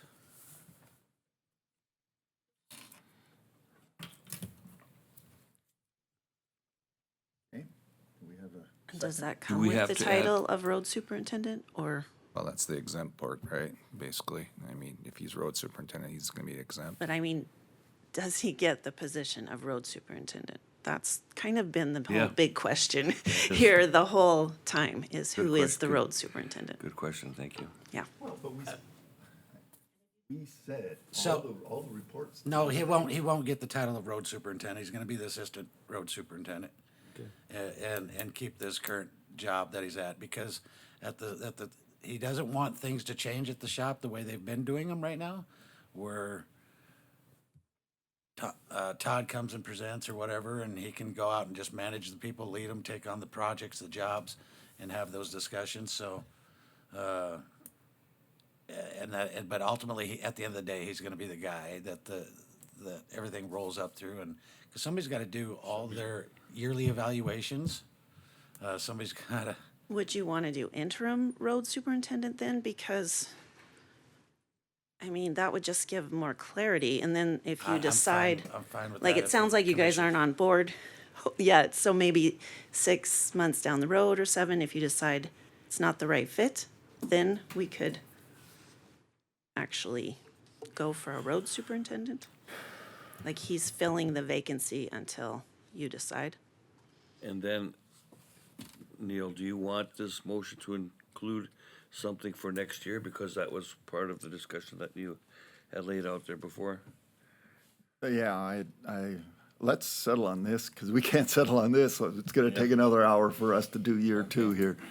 I made a commitment that there would be 2 big jumps, one now and one in year 2.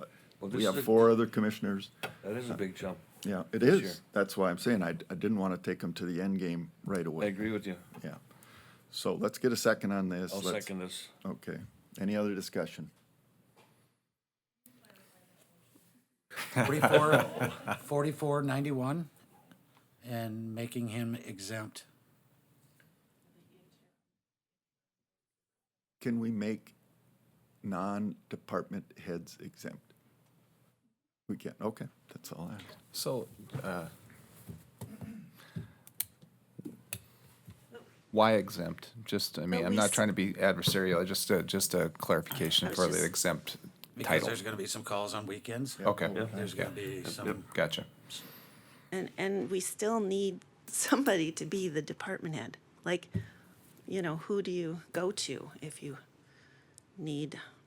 what, I think I they're, think it's working out. I think they're aware of who they need to go to. But I mean, like, But at the end of the year, at the end of the day, ultimately it's going to come up through me. The evaluations, I'll have to sit down with Cody, and we'll work on the evaluations and just see how it plays out this year. Or whoever. So, but I mean, I'll obviously want to progress too, and they don't want to feel like they're left in the dark about things. So I'll make sure that it is taken care of either way. But and we'll figure it out. I think they've all said they're fine with the things that they're currently doing, the roles and responsibilities. I do understand, if we make him exempt, he's still got the same job title, right? The assistant road superintendent, right? There's a hierarchy of people, but everybody's still doing their normal things that are on their job description that they've talked to. So Cody's been managing the guys, telling them where they need to be every day because they need to be out on the road. That's the thing that is above all, right? Before they're working in the shop doing special projects or anything, it's the road. So so I guess the struggle is assistant road superintendent, everything, like, they refer to the road superintendent. There's nobody that's designated as road superintendent. and at some point, I'm hoping as a commission, we get to that point and get one, right? I think we're creating a solution to a non-problem. Yes. We are. Yes, I mean, the I've guys been- know who to go to. Yes, I agree What with you. difference, what label you put on your cap. They know that if there's an issue with the road, they're going to Cody. If they have an issue with the equipment, they're going to Randy. Yes. And if there's the administrative part, the GIS, they're going to Todd. So I think we're trying to create a solution here that doesn't have a problem. So I'm just getting more confused the We more can we go have this without a road conversation. superintendent, we can go without an assistant superintendent. We can run that county shop with just a project manager probably, Yeah. or. You understand that more than we do. so- Just for clarification, I mean, I think one role here that maybe is kind of in the ether a little bit here is the evaluation or personnel. So maybe this person, if it's Cody, or put it on Cody, he's actually going to be in charge of Yeah. personnel. So he would be doing the evaluation. So everybody knows in the end, Cody's going to be evaluating you. And I will have, as soon as this meeting's done today, I'll have a discussion and answer, if he's gonna accept it. If not, we need to, So this would be the next 7 months, this $1,000. Yep, and we'll discuss. And after that, budget we would, during- at budget time, we would discuss the Yep. future. Yep, that's the way I interpret it. Because that drops that dollar figure down a lot, taking 4 Yeah. months off it right away. Yeah. Okay, any other discussion? Well, I'm just going to tell you what my vote is, and it's not because I want to disagree with you, Corey, because I think it's terrible that we're losing a darn good employee here. I'm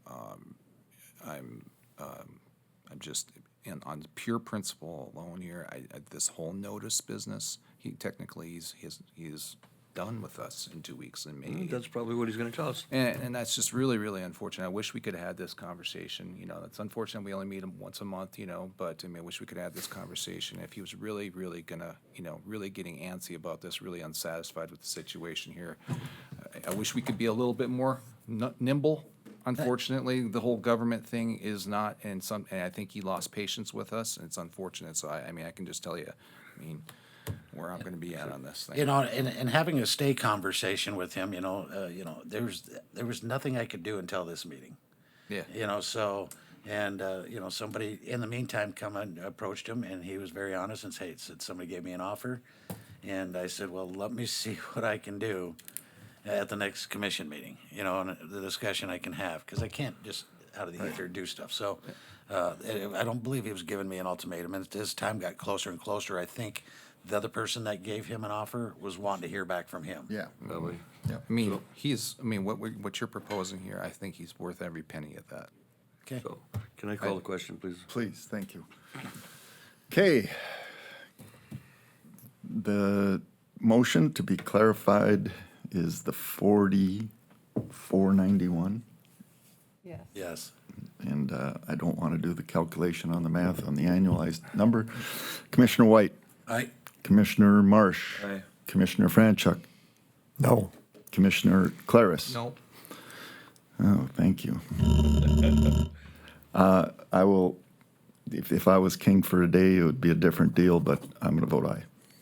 Motion carries. Can you clarify then if that's gonna be salaried? You didn't in the original one? You just said 40. Yeah, and it's exempt, Exempt, yep. so salary. Can you just make sure you've got that motion so it's clear? Okay, Yeah, you've got that in your motion? You do? Okay. okay. So, Oh, I don't, No. And you'll let us know He's as soon as- Assistant road superintendent, yeah. Yeah, and you'll let us know as soon as you have a conversation with him. Yep. And he gives you a response. Okay, any other items to come before the board this afternoon? Okay. Entertain a motion to adjourn. So moved? Second, second. motion adjourned, or meeting adjourned.